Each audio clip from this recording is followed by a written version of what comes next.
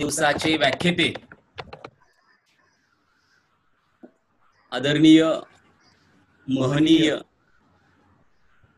Doctor Avinashji अवलगावकर sir यांचे या तिसऱ्या व्याख्यानमालेच्या तिसऱ्या दिवसामध्ये मनपूर्वक स्वागत। डॉक्टर विभी कोलते यांचं प्रमुख लेखन संशोधन त्यांचं चिंतन हे प्रामुख्यानं महानुभाव वाङ्मय विषयक राहिलेलं आहे आणि त्या अनुषंगानं महानुभाव वाङ्मयाचे अभ्यासक डॉक्टर अवलगावकर सर यांच्याकडून या संप्रदायाविषयी त्यातल्या संशोधनाच्या नव्या दिशांविषयी समजावून घ्यावं म्हणून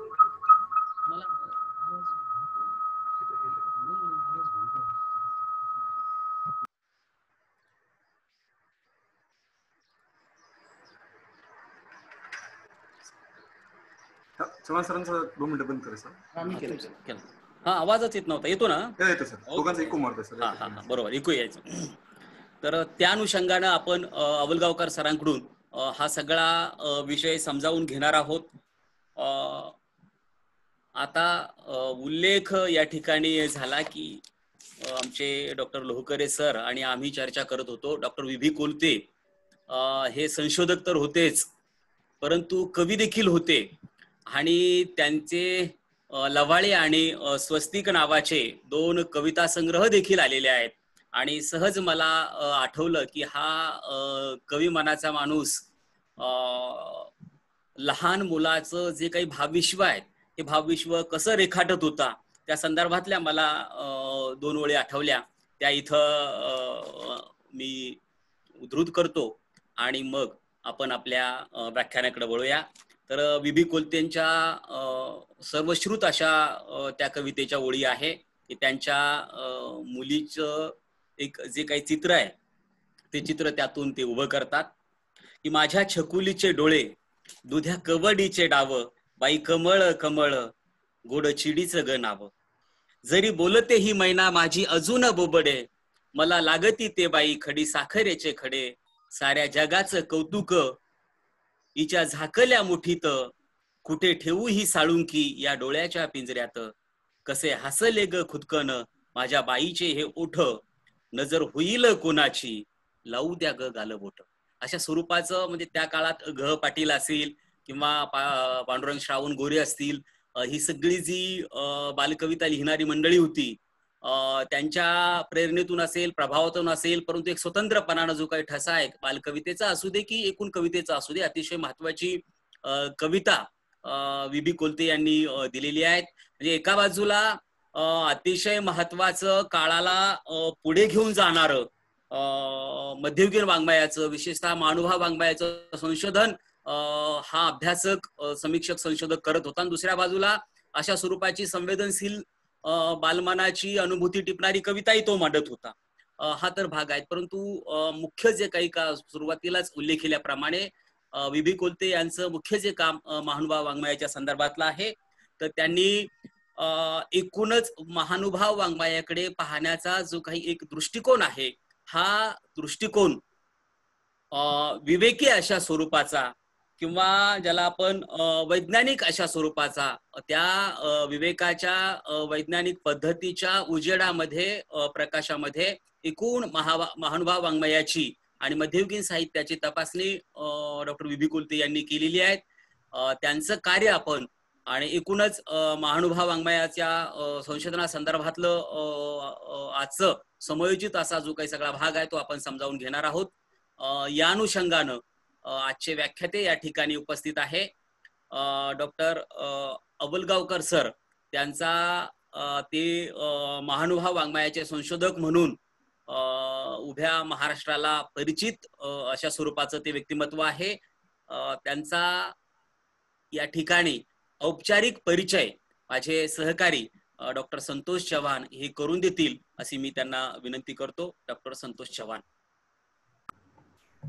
नमस्कार। डॉक्टर विभी कोलते विस्तार व्याख्यानमालेचं आजचे 3रं आणि शेवटचं पुष्प गुंफण्यासाठी आदरणीय गुरुवर्य डॉक्टर अविनाश आवलगावकर सर, प्राध्यापक, मराठी विभाग प्रमुख, सावित्रीबाई फुले पुणे विद्यापीठ. आज मी माझं भाग्य समजतो की मी सरांचा विद्यार्थी आहे आणि ह्या व्याख्यानमालेच्या निमित्ताने मला त्यांचा परिचय करून देण्याची जबाबदारी आमचे विभाग प्रमुख डॉक्टर केशव तुपे सरांनी यांनी दिलेली आहे. मित्रांनो, डॉक्टर आवलगावकर सर आणि माझे जे संबंध आहेत 1996 पासून सरांच्या बरोबर मी सानिध्यात वावरलेलो आहे. सरांचा मनमिळावू स्वभाव, त्याचबरोबर संशोधनामधली असलेली शिस्त, त्यांना संशोधनामध्ये विद्यार्थ्यांनी कुठेही मागे राहू नये त्यासाठी त्यांची असणारी तळमळ, त्या तळमळीमधून त्यांनी आम्हाला घडवलेलं आहे हे मी इथं प्रामाणिकपणे नमूद करू इच्छितो. डॉक्टर आवलगावकर सरांनी जरी साहित्य, समीक्षा, मध्ययुगीन मराठी वाङ्मय, त्याचबरोबर लोकसाहित्य असं जरी संशोधन केलं असलं तरीही बऱ्याचशा लोकांना माहिती नसेल की आवलगावकर सरांचे 2 कविता संग्रह प्रकाशित आहेत. एक किलबिल, त्या किलबिल कविता संग्रहाला महाराष्ट्र शासनाचा उत्कृष्ट काव्य निर्मितीचा पुरस्कार प्राप्त झालेला आहे. त्याचबरोबर दुसरा त्यांचा कविता संग्रह आहे सांजबावरी, आणि या सांजबावरी कविता संग्रह प्रकाशित होऊनही सरांचं कविता लेखन काही थांबलेलं नाही. संशोधनाबरोबरच ते कविता लेखनही करत आहेत.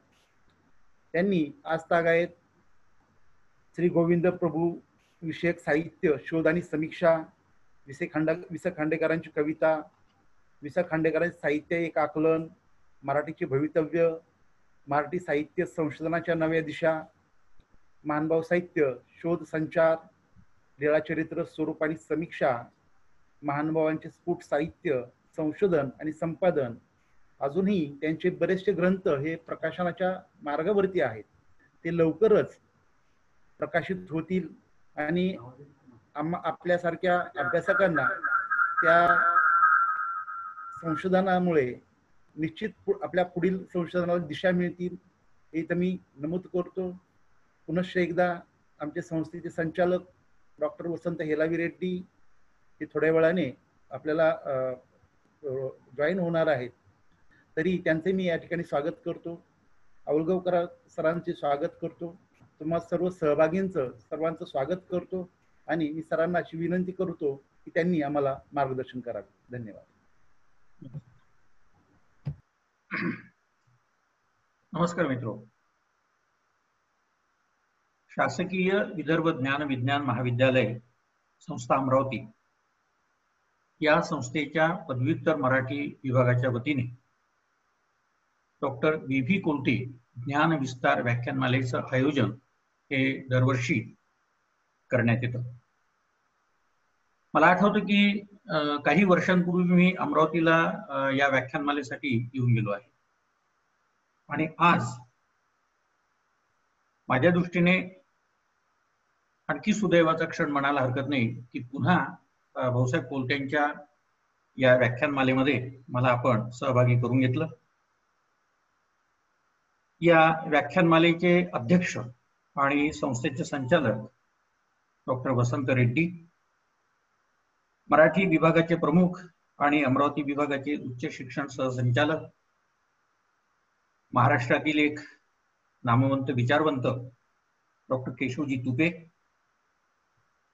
या व्याख्यानमालेचे समन्वयक माझे विद्यार्थी मित्र मध्ययुगीन साहित्याचे आणि लोकसाहित्याचे अभ्यासक डॉक्टर संतोषी चव्हाण, डॉक्टर अलका हिवाळे, डॉक्टर संजय लोहकरे आणि ही वेब व्याख्यानमाला ऐकणारे सर्व अभ्यासक, संशोधक आणि माझ्या विद्यार्थी मित्रांनो,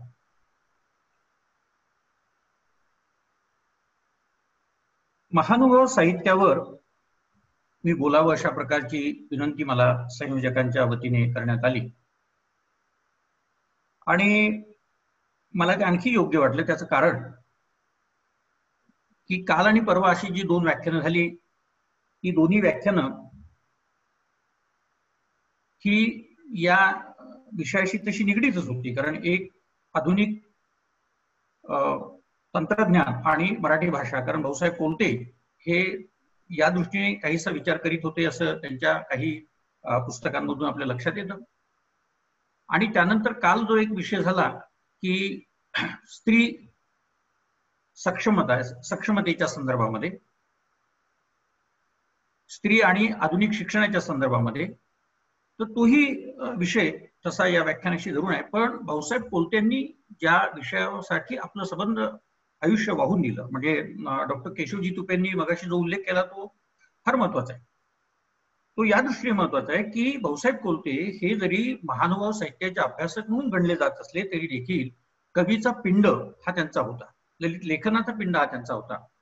पण त्यांनी सबंध आयुष्य हे महानुभाव साहित्याला हे वाहून दिलं. हे खरं म्हणजे मराठी साहित्याच्या अभ्यासकांवरचे डॉक्टर बी कोलते यांचे फार मोठे उपकार आहे असं म्हणायला हरकत नाही. भाऊसाहेब कोलतेंच्या संशोधनासंदर्भामध्ये अनेक मतभेद असू शकतात, आहेत, याच्यातला भाग नाही आहे.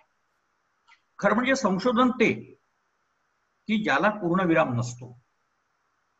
त्यामुळे संशोधनाच्या संदर्भामध्ये सातत्याने काही प्रश्न निर्माण होणं, सातत्याने काही भूमिका निर्माण होणं, सातत्याने मतभेद निर्माण होणं आणि पुन्हा त्या मतभेदाच्या अंगाने प्रवास सुरू करणं ही खरं संशोधनाची एक उत्तम अशा प्रकारची पायरी असते.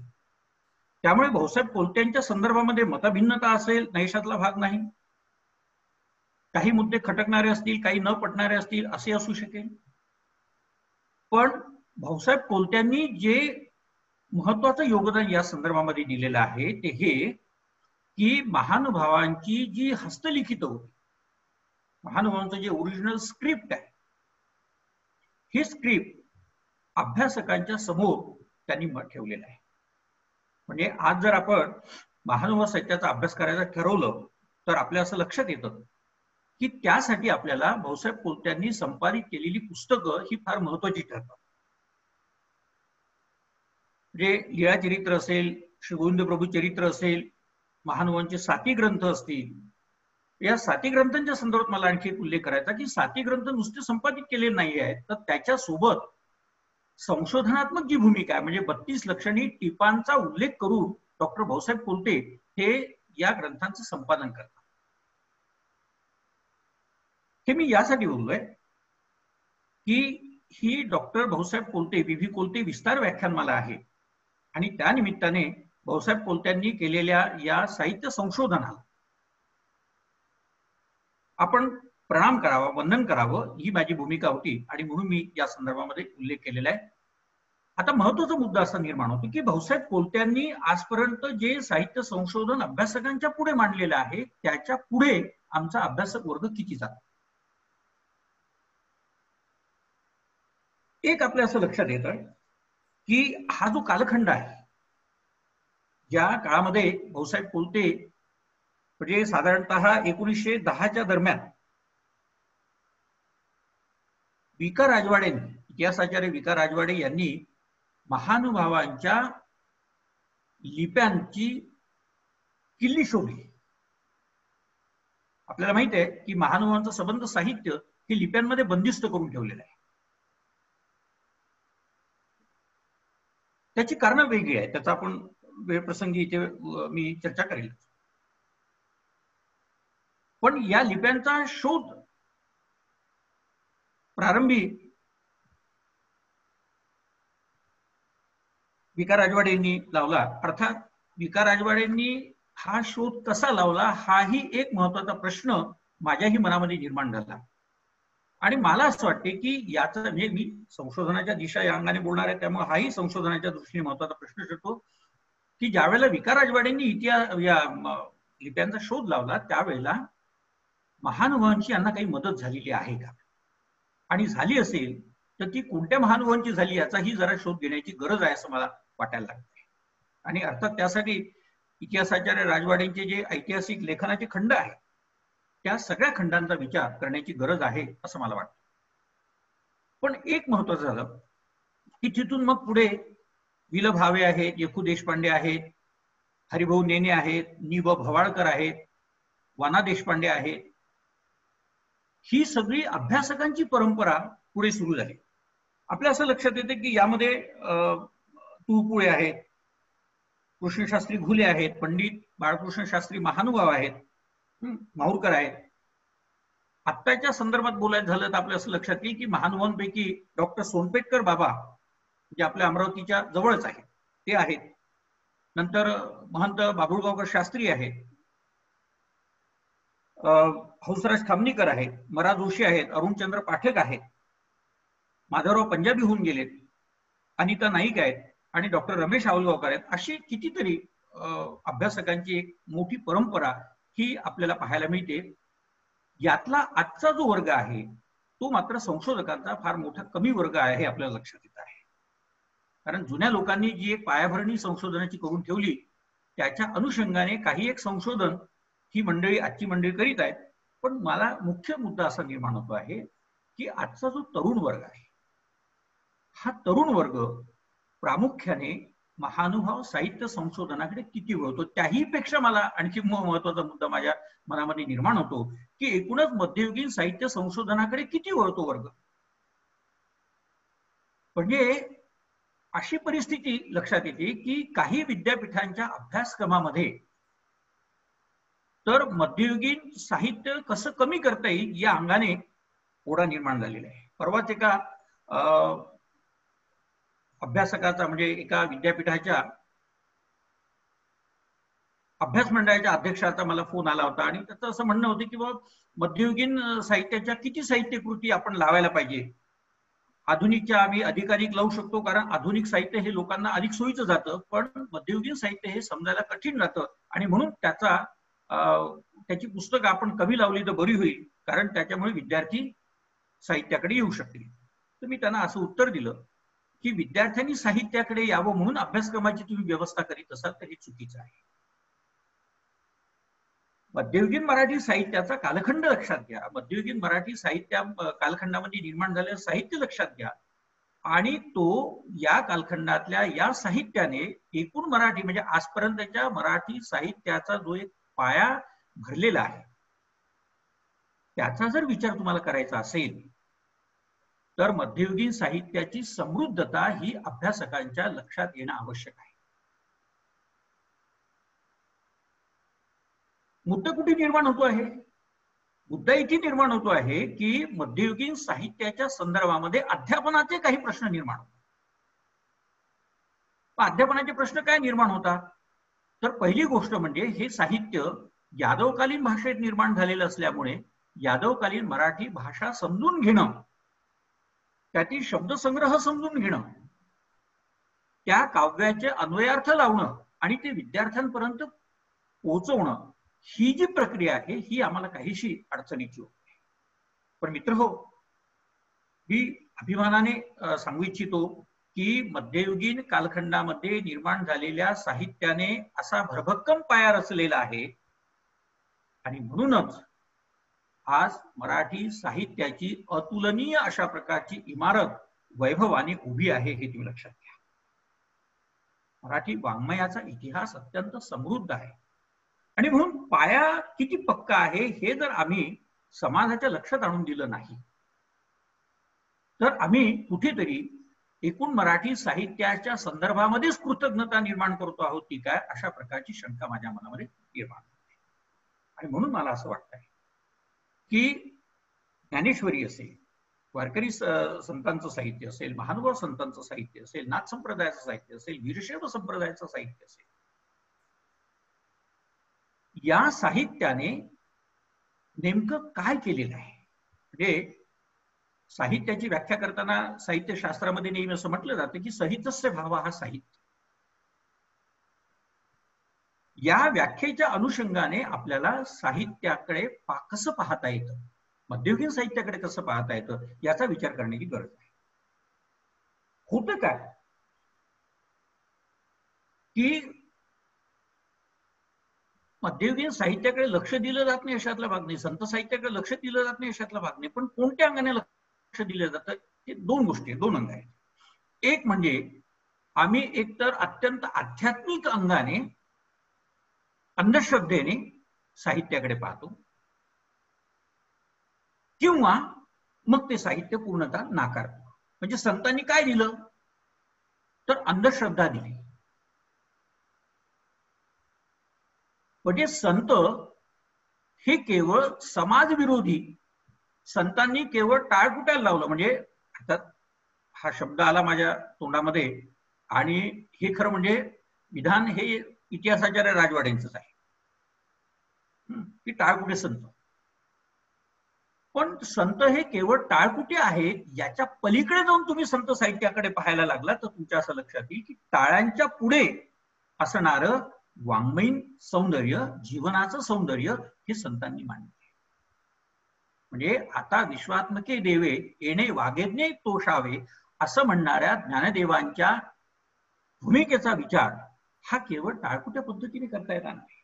किंबहुना आपल्या असं लक्षात येत आहे की शहाणे करुणी सोडावे सकल जना, ही जी संत साहित्याच्या मागची निर्मिती प्रेरणा आहे ही आपल्याला लक्षात घ्यायला पाहिजे. मी जेव्हा मगाशी म्हणालो की सहितस्य भाव हा साहित्य, आणि सहितस्य म्हणजे काय तर हितेन सहितम, हितकर अशा उक्तींचा संग्रह, हितकर अशा पद्धतीने केलेलं जीवनावरचं भाष्य, मानवी जीवनाचं केलेलं चिंतन.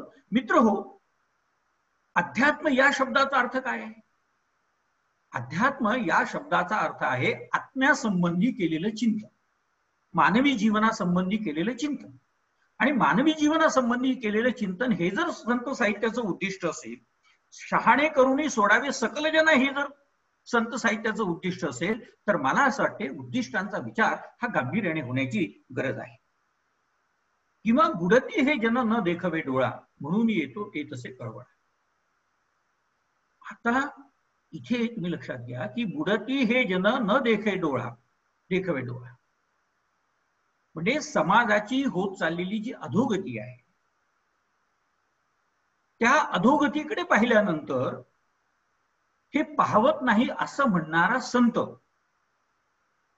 जेव्हा मानवी जीवनासंबंधी विचार करतो आहे तेव्हा त्याचं साहित्य हे मानवी जीवनावरचं उत्तम असं भाष्य ठरत आहे.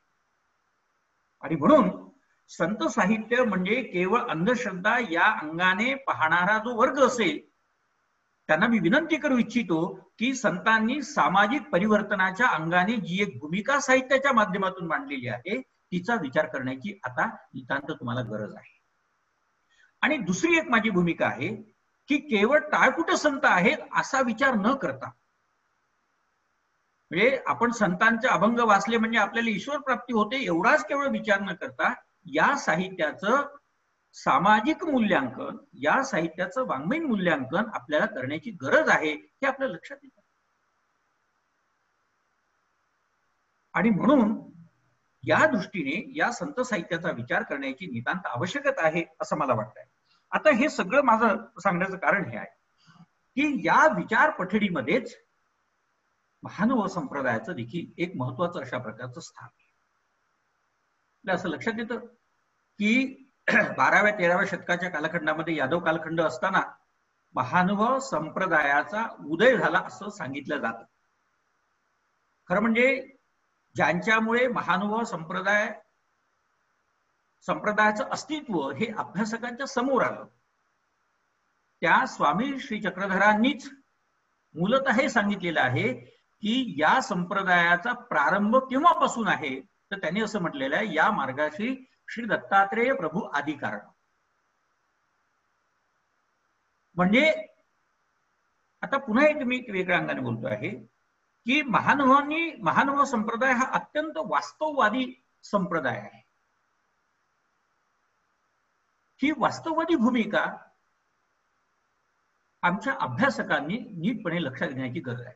मी आता दोन्ही अंगाने बोलतोय. एक म्हणजे आजपर्यंत अभ्यासकांनी संशोधकांनी जी एक भूमिका मांडत गेलेली आहे ती भूमिका, आणि इथून पुढे काही संशोधक निर्माण व्हावेत असं मी यासाठी सांगतो आहे की मराठी भाषा साहित्य आणि संस्कृतीचं सातत्याने चिंतन आणि मनन हे पुढच्या. आवाज येत नाही का? आवाज येत नाही?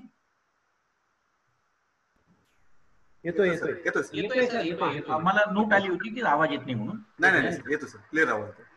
तर या साहित्याचं सातत्याने चिंतन, म्हणजे भाषा साहित्य आणि संस्कृतीचं चिंतन हे सातत्याने होत राहावं. कारण चर्वित चरवण होणं हे पचण्यासाठी फार आवश्यक असतं असं आपण नेहमी म्हणतो. तसंच भाषा साहित्य आणि संस्कृतीचा इतिहास पचवण्यासाठी हे सातत्याने चर्वित चरवण होण्याची गरज आहे, नितांत गरज आहे. म्हणून आज अभ्यासकांची एक नवी फळी निर्माण होण्याची आवश्यकता आहे. मी असं म्हणत नाही की सगळ्यांनी आधुनिक साहित्य सोडावं आणि संत साहित्याकडेच लक्ष केंद्रित करावं असं मी म्हणत नाहीये.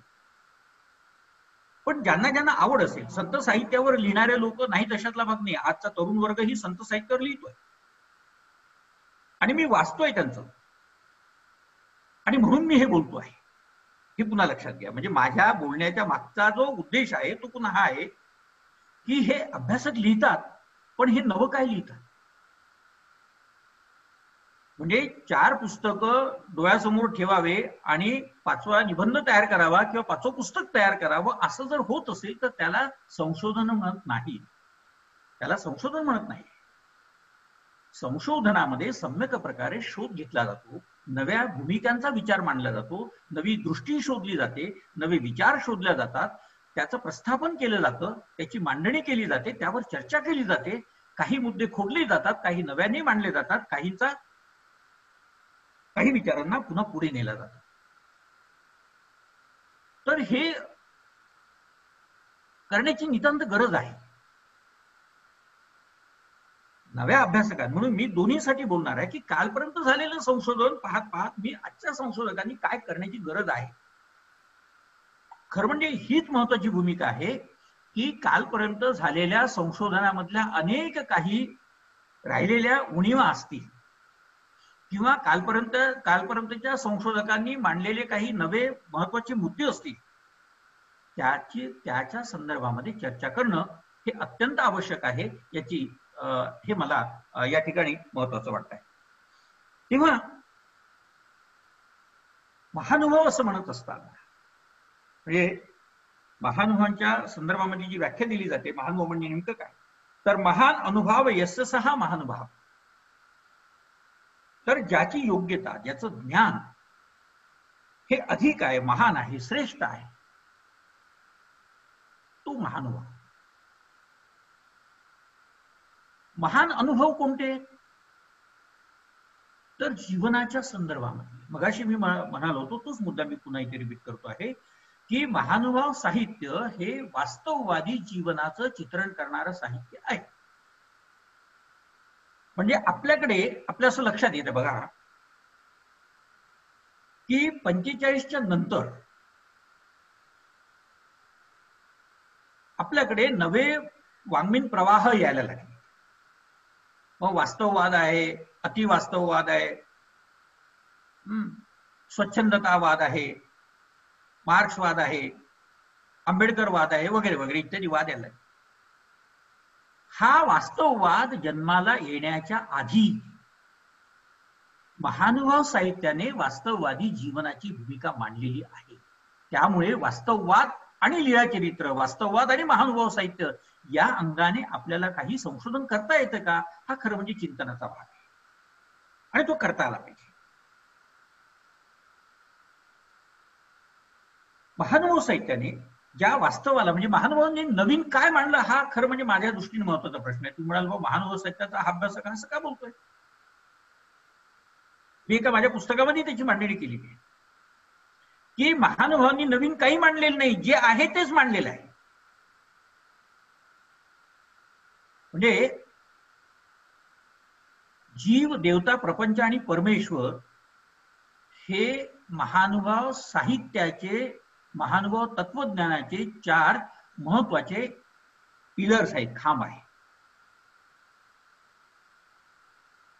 हे काही नवीन आहे, बिलकुल नवीन नाहीये. हे आहेतच, हे आहेतच. जे आहे ते सांगणं, हे ज्ञान या शब्दाची महानुभावांनी जी व्याख्या केली आहे, जे जैसे असे ते तैसे सांगणे, म्हणजे जे जसं आहे ते तसं सांगणे याला ज्ञान असं म्हणतात. अज्ञान म्हणजे काय? जे आहे ते तसं न समजणे म्हणजे अज्ञान. महानुभाव संप्रदाय हा जसा वास्तववादी आहे तसा ज्ञाननिष्ठ आहे. म्हणजे स्वामी चक्रधरांनी भक्तीचं महत्व मान्य केलेलं आहे.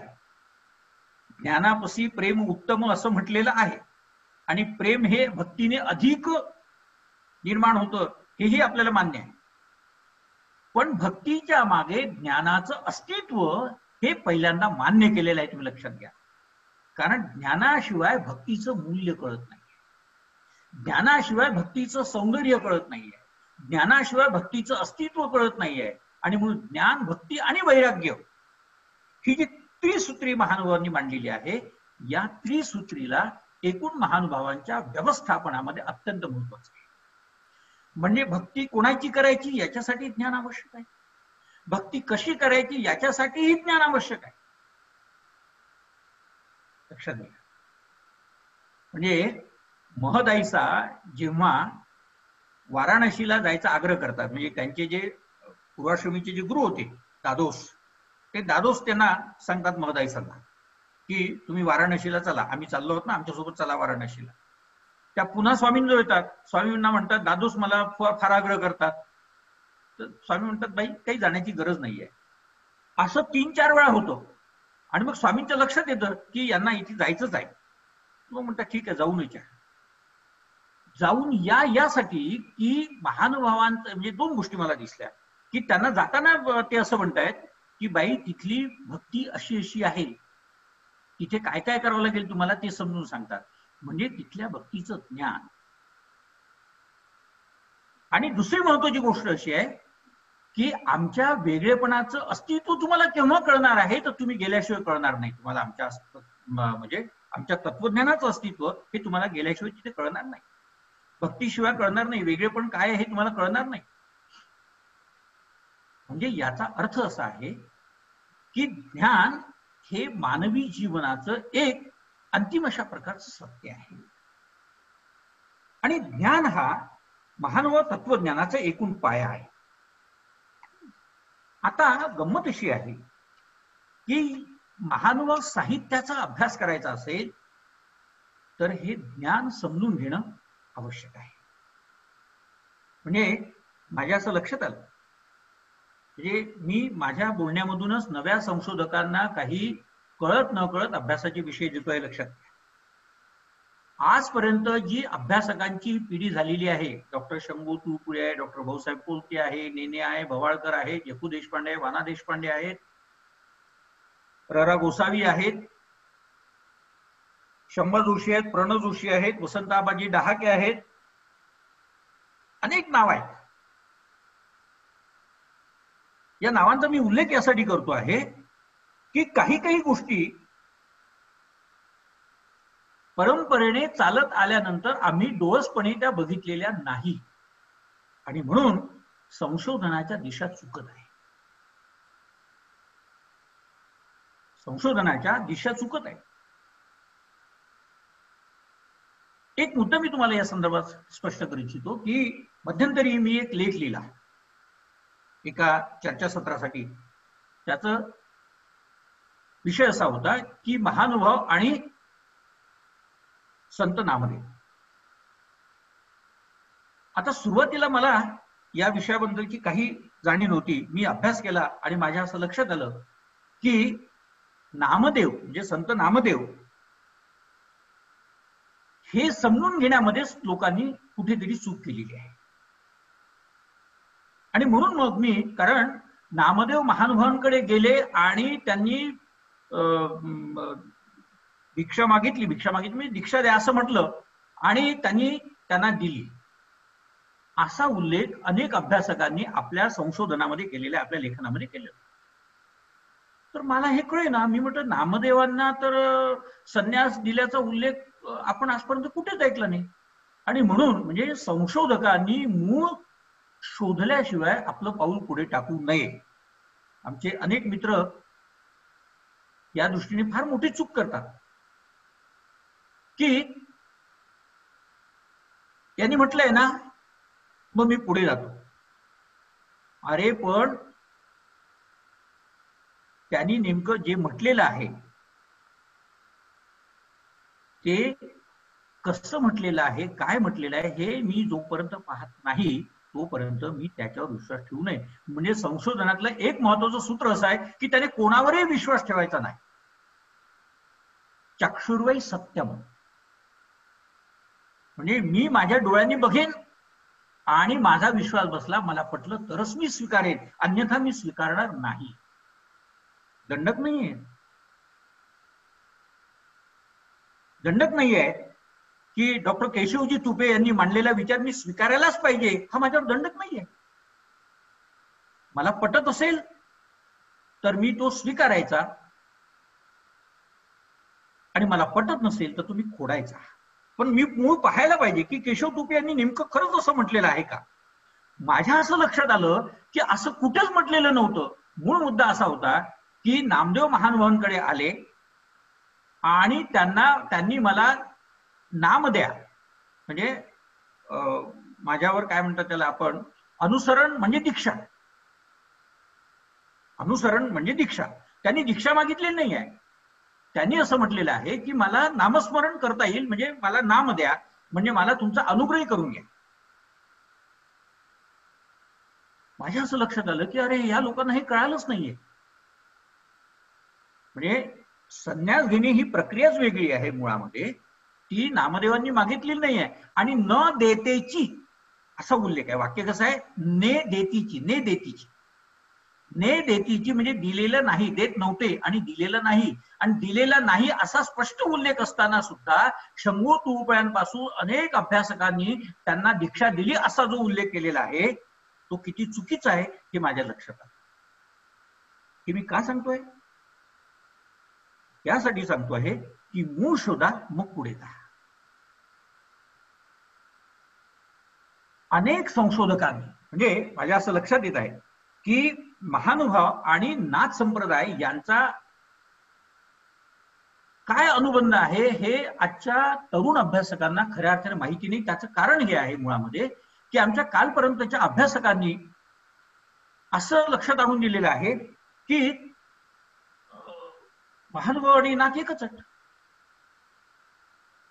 नाथ हे नाथ संप्रदायामधून महानुभाव आले का, तर राऊळ या शब्दाचा अर्थ, लाकुलिश या शब्दाचा अर्थ महानुभावाशी जोडला. मी थोडक्यामध्ये मांडतो, त्याचं कारण बऱ्याच गोष्टींना मला स्पर्श करायचा, फक्त मी दिशा दाखवतो. म्हणजे डॉक्टर राचिन ढेरेंसारख्या अभ्यासकांनी लाकुलिश संप्रदाय, जो हजारी प्रसाद द्विवेदींनी जे लेखन केलं नाथ संप्रदायाच्या संदर्भामध्ये, त्यांनी लाकुलिशांचा संप्रदाय राऊळाशी जोडला आणि यांनी त्या राऊळांचा संप्रदाय श्री चांगदेव राऊळ, श्री गोविंद प्रभू राऊळ या शब्दाशी जोडला. आणि शब्दांशी जोडल्यामुळे काय झालं, महानुभाव लाकुलिश होऊन गेले. आता लाकुलिश म्हणजे शैव, शैव म्हणजे शिवाची पूजा करणारे. माझा एक प्रश्न आहे या अभ्यासकांना की शिवाची पूजा महानुभाव कधी करीत होते. म्हणजे महानुभावांनी शिवाची पूजाच केलेली नाही तर हे शिवाचे भक्त आहेत असं म्हणून तुम्ही मोकळे कसे होता. आणि राऊळ या शब्दाचा अर्थ काय, राऊळ म्हणजे राजे, राऊळ म्हणजे मंदिर, राऊळ म्हणजे ज्ञान, हे तुम्ही लक्षात घ्या. म्हणजे संस्कृत राजकुलापासून राऊळ हा शब्द निर्माण झाला. राऊळ या शब्दाचा अर्थ ज्ञान, राजे, मंदिर, श्रेष्ठ पुरुष, ईश्वर, देवता या अर्थाने राजे राऊळ या शब्द येतो. आता मला एक सांगा की राऊळ या शब्दाचा अर्थ तुम्ही लक्षात घेत नाही. श्री गोविंद प्रभू यांना राऊळ म्हणत होते, त्याचं कारण की ते रिद्धपूरचे राजेच होते. म्हणजे गोविंद प्रभू चरित्र तुम्ही जर वाचलं तर असं लक्षात येईल तुमच्या की राऊळ माये राऊळ बापू,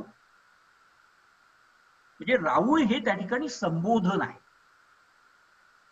राऊळ हे संबोधन आहे, ते संप्रदाय वाचक नाहीये, कुठल्याही संप्रदायाचं ते अस्तित्व करीत नाहीये, ते संबोधन आहे आणि ते ईश्वरी अर्थाने. राज या अर्थाने, पवित्र व्यक्तिमत्व या अर्थाने येत आहे.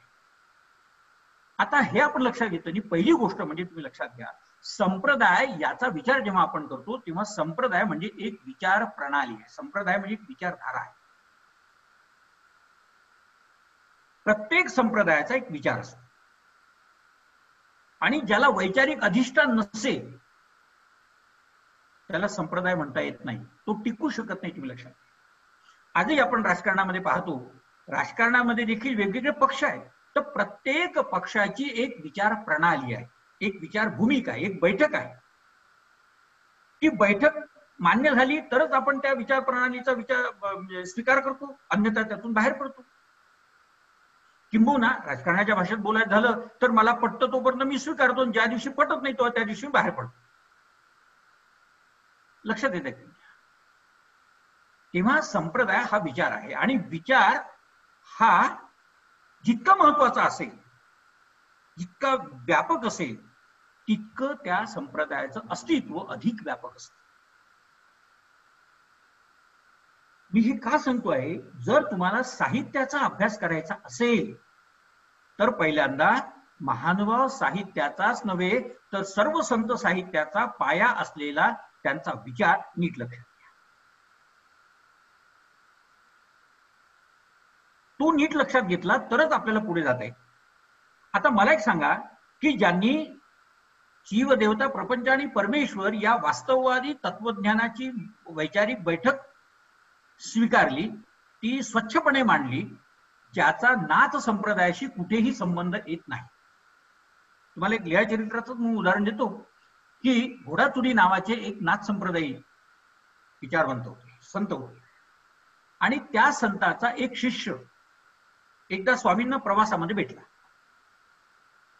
आणि ते शिष्य असं म्हणाले स्वामींना की जीजी, तुम्ही आमच्यासोबत, आमचं जे परिवार आहे तिथे आमच्यासोबत चला. स्वामी म्हणाले ठीक आहे, जाऊ आपण. जे एकांकातली ती लीळा आहे, त्यावेळेला स्वामींच्या सोबत परिवार वगैरे कोणी नव्हता आणि ते निघाले. निघता निघता आता एकदम काही जाणं होत नव्हतं ना, तर त्यावेळेला भिक्षा मागायचे, जेवण करायचे आणि मग पुढे जायचे. असंच एका भिक्षा मागायला स्वामी आणि ते गेले. ते गेल्यानंतर एका बाईने त्यांची परीक्षा पाहायसाठी त्या घोडाचुरीच्या शिष्याच्या हातावर गरम गरम असा आंबील वाढला आणि गरम गरम असं आंबील वाढल्याबरोबर तो हात पोळला. हात पोळल्यानंतर त्या संन्यासाने आपल्या योग सामर्थ्याने तो हात त्या वळचणीला पुसला, त्या बाईच्या घराच्या, आणि आपल्या योग सामर्थ्याने आग लावली आणि ते घर जळालं. आणि मग ते स्वामींपर्यंत आले आणि स्वामींना मोठ्या आनंदाने सांगायला लागले की मी असं केलं. आणि स्वामी त्यावेळेला म्हणाले, महात्मेनी अभयदान द्यावे. संत पुरुषांनी काय करायला पाहिजे? अभयदान द्यायला पाहिजे. म्हणजे एखाद्या माणसाने, समोरच्या माणसाने काही चूक केली असेल तर त्याची चूक पदरामध्ये घालून त्याला अभयदान द्यायला पाहिजे. तुम्ही ते न करता तुम्ही त्यांना शिक्षा देत आहात, तेव्हा तुम्ही संत नव्हे. आणि हे तुम्ही तुम्ही हिंसक आहात. आणि संतांनी हिंसा करता कामा नये. म्हणजे हिंसक असलेला हा संत होऊ शकत नाही. म्हणजे स्वामींनी असं म्हटलेलं आहे की तुम्हा परस्परे परमप्रीती व्हावी की का. म्हणजे तुम्हाला एकमेकांच्या बद्दल द्वेष असता कामा नये. तुम्हाला एकमेकांच्या बद्दल परमप्रीती, श्रेष्ठ पवित्र भावना तुमच्या मनामध्ये एकमेकांच्या बद्दल असायला पाहिजे. आणि असं न करता तुम्ही हिंसक वृत्तीने त्या बाईचं घर जाऊन टाकलं आहे, ही तुम्ही फार मोठी चूक केली आणि म्हणून आता आम्ही तुमच्यासोबत येणार नाही. मला हे सांगा की हिंसक प्रवृत्ती ज्या संप्रदायाच्या शिष्याच्या व्यक्तिमत्वातून दिसून येते आहे, त्या संप्रदायाचा आणि महानुभावांचा काय संबंध असू शकतो? जिथे शिवोपासना करणारा संप्रदाय, म्हणून आपण नाथ संप्रदायाकडे पाहतो, त्या शिव संप्रदायाची उपासनाच महानुभावांनी केली. हा कृष्णोपासक संप्रदाय आणि तुम्ही शिवोपासक संप्रदायाची कशी नाळ जुळतात? मी मगाशी ज्या संशोधकांचे उल्लेख केले आजपर्यंतच्या, त्यातल्या अनेक संशोधकांनी महानुभावांच्या संदर्भामध्ये उल्लेख करीत असताना नाथ आणि महानुभाव यांचा संबंध जुळून टाकला. का जुळून टाकला? तर कालच्या एका संशोधकांनी अशी मांडणी केली म्हणून मी पुढे जातो. याला संशोधन म्हणता येत नाही. मी माझ्या डोळ्यांनी बघायला पाहिजे की कुठे जुळतं. विवेकाचा विचार हा संशोधनामध्ये फार महत्वाचा आहे. विवेकाचा विचार हा फार महत्वाचा आहे. तो यासाठी महत्वाचा आहे की माझा जो विवेक असेल तर मी प्रत्येक गोष्टीचा विचार करायला लागेल ना, की हे योग्य आहे की अयोग्य आहे, खरं आहे की खोटं आहे. आणि जर मी करीत नसेल तर ते एका अर्थाने चूक आहे. दुसरी गोष्ट की अवधूत या शब्दाचा देखील पुन्हा म्हणजे दत्तात्रय प्रभूंना अवधूत असा शब्द वापरला जातो. आता अवधूत म्हणजे काय? तर संस्कृत व्याख्याप्रमाणे प्रकृतीच्या सर्व विकारांना धुवून काढणारा तो अवधूत. सुंदर शब्द दिलेला आहे संस्कृतमध्ये की प्रकृतीच्या सर्व विकारांना धुवून काढणारा. म्हणजे जिथे राग नाही, लोभ नाही, आसक्ती नाही, काहीच नाही, या सगळ्या लौकिक जीवनाच्या पलीकडे गेलेला तो अवधूत. आणि या दृष्टीने केशिराज व्यासांनी दत्तात्रय प्रभूंना आदिनाथ म्हटलेला, अवधूत म्हटलेला आहे. आता अवधूत असं म्हटलेलं आहे, अवधूत असं म्हटलेलं आहे, त्याचा विचार आम्ही करीत नाही. आदिनाथ म्हटलेला आहे, त्याचा विचार आम्ही पुन्हा वेगळ्या अर्थाने करतो. म्हणजे आदिनाथाचा विचार करताना देखील शैव संप्रदायाच्या अंगाने विचार करतो, नाथ संप्रदायाच्या अंगाने विचार करतो, कारण नाथांमध्ये आदिनाथ म्हटलंय, आद्यनाथाला आदिनाथ म्हटलंय. तर आदिनाथ याचा अर्थ काय? आदि म्हणजे आद्य आणि नाथ म्हणजे पालक. नाथ म्हणजे पालक, प्रतिपालक, प्रणेता. या अर्थाने श्री दत्तात्रय प्रभू या मार्गाशी आदि कारण असं जे स्वामी चक्रधरांनी म्हटलेलं आहे त्याचा विचार करून केशिराज व्यासांनी आपल्या साहित्यामध्ये आदिनाथ असा त्याचा उल्लेख केलेला आहे. लक्षात आलं का तुमच्या? हा आदिनाथ या शब्दाचा उल्लेख आहे. आदिनाथ म्हणजे नाथ नाही. आता आपल्या असं लक्षात येईल की जैन धर्मातही पहिल्या तीर्थंकराला आदिनाथच म्हटलेलं आहे.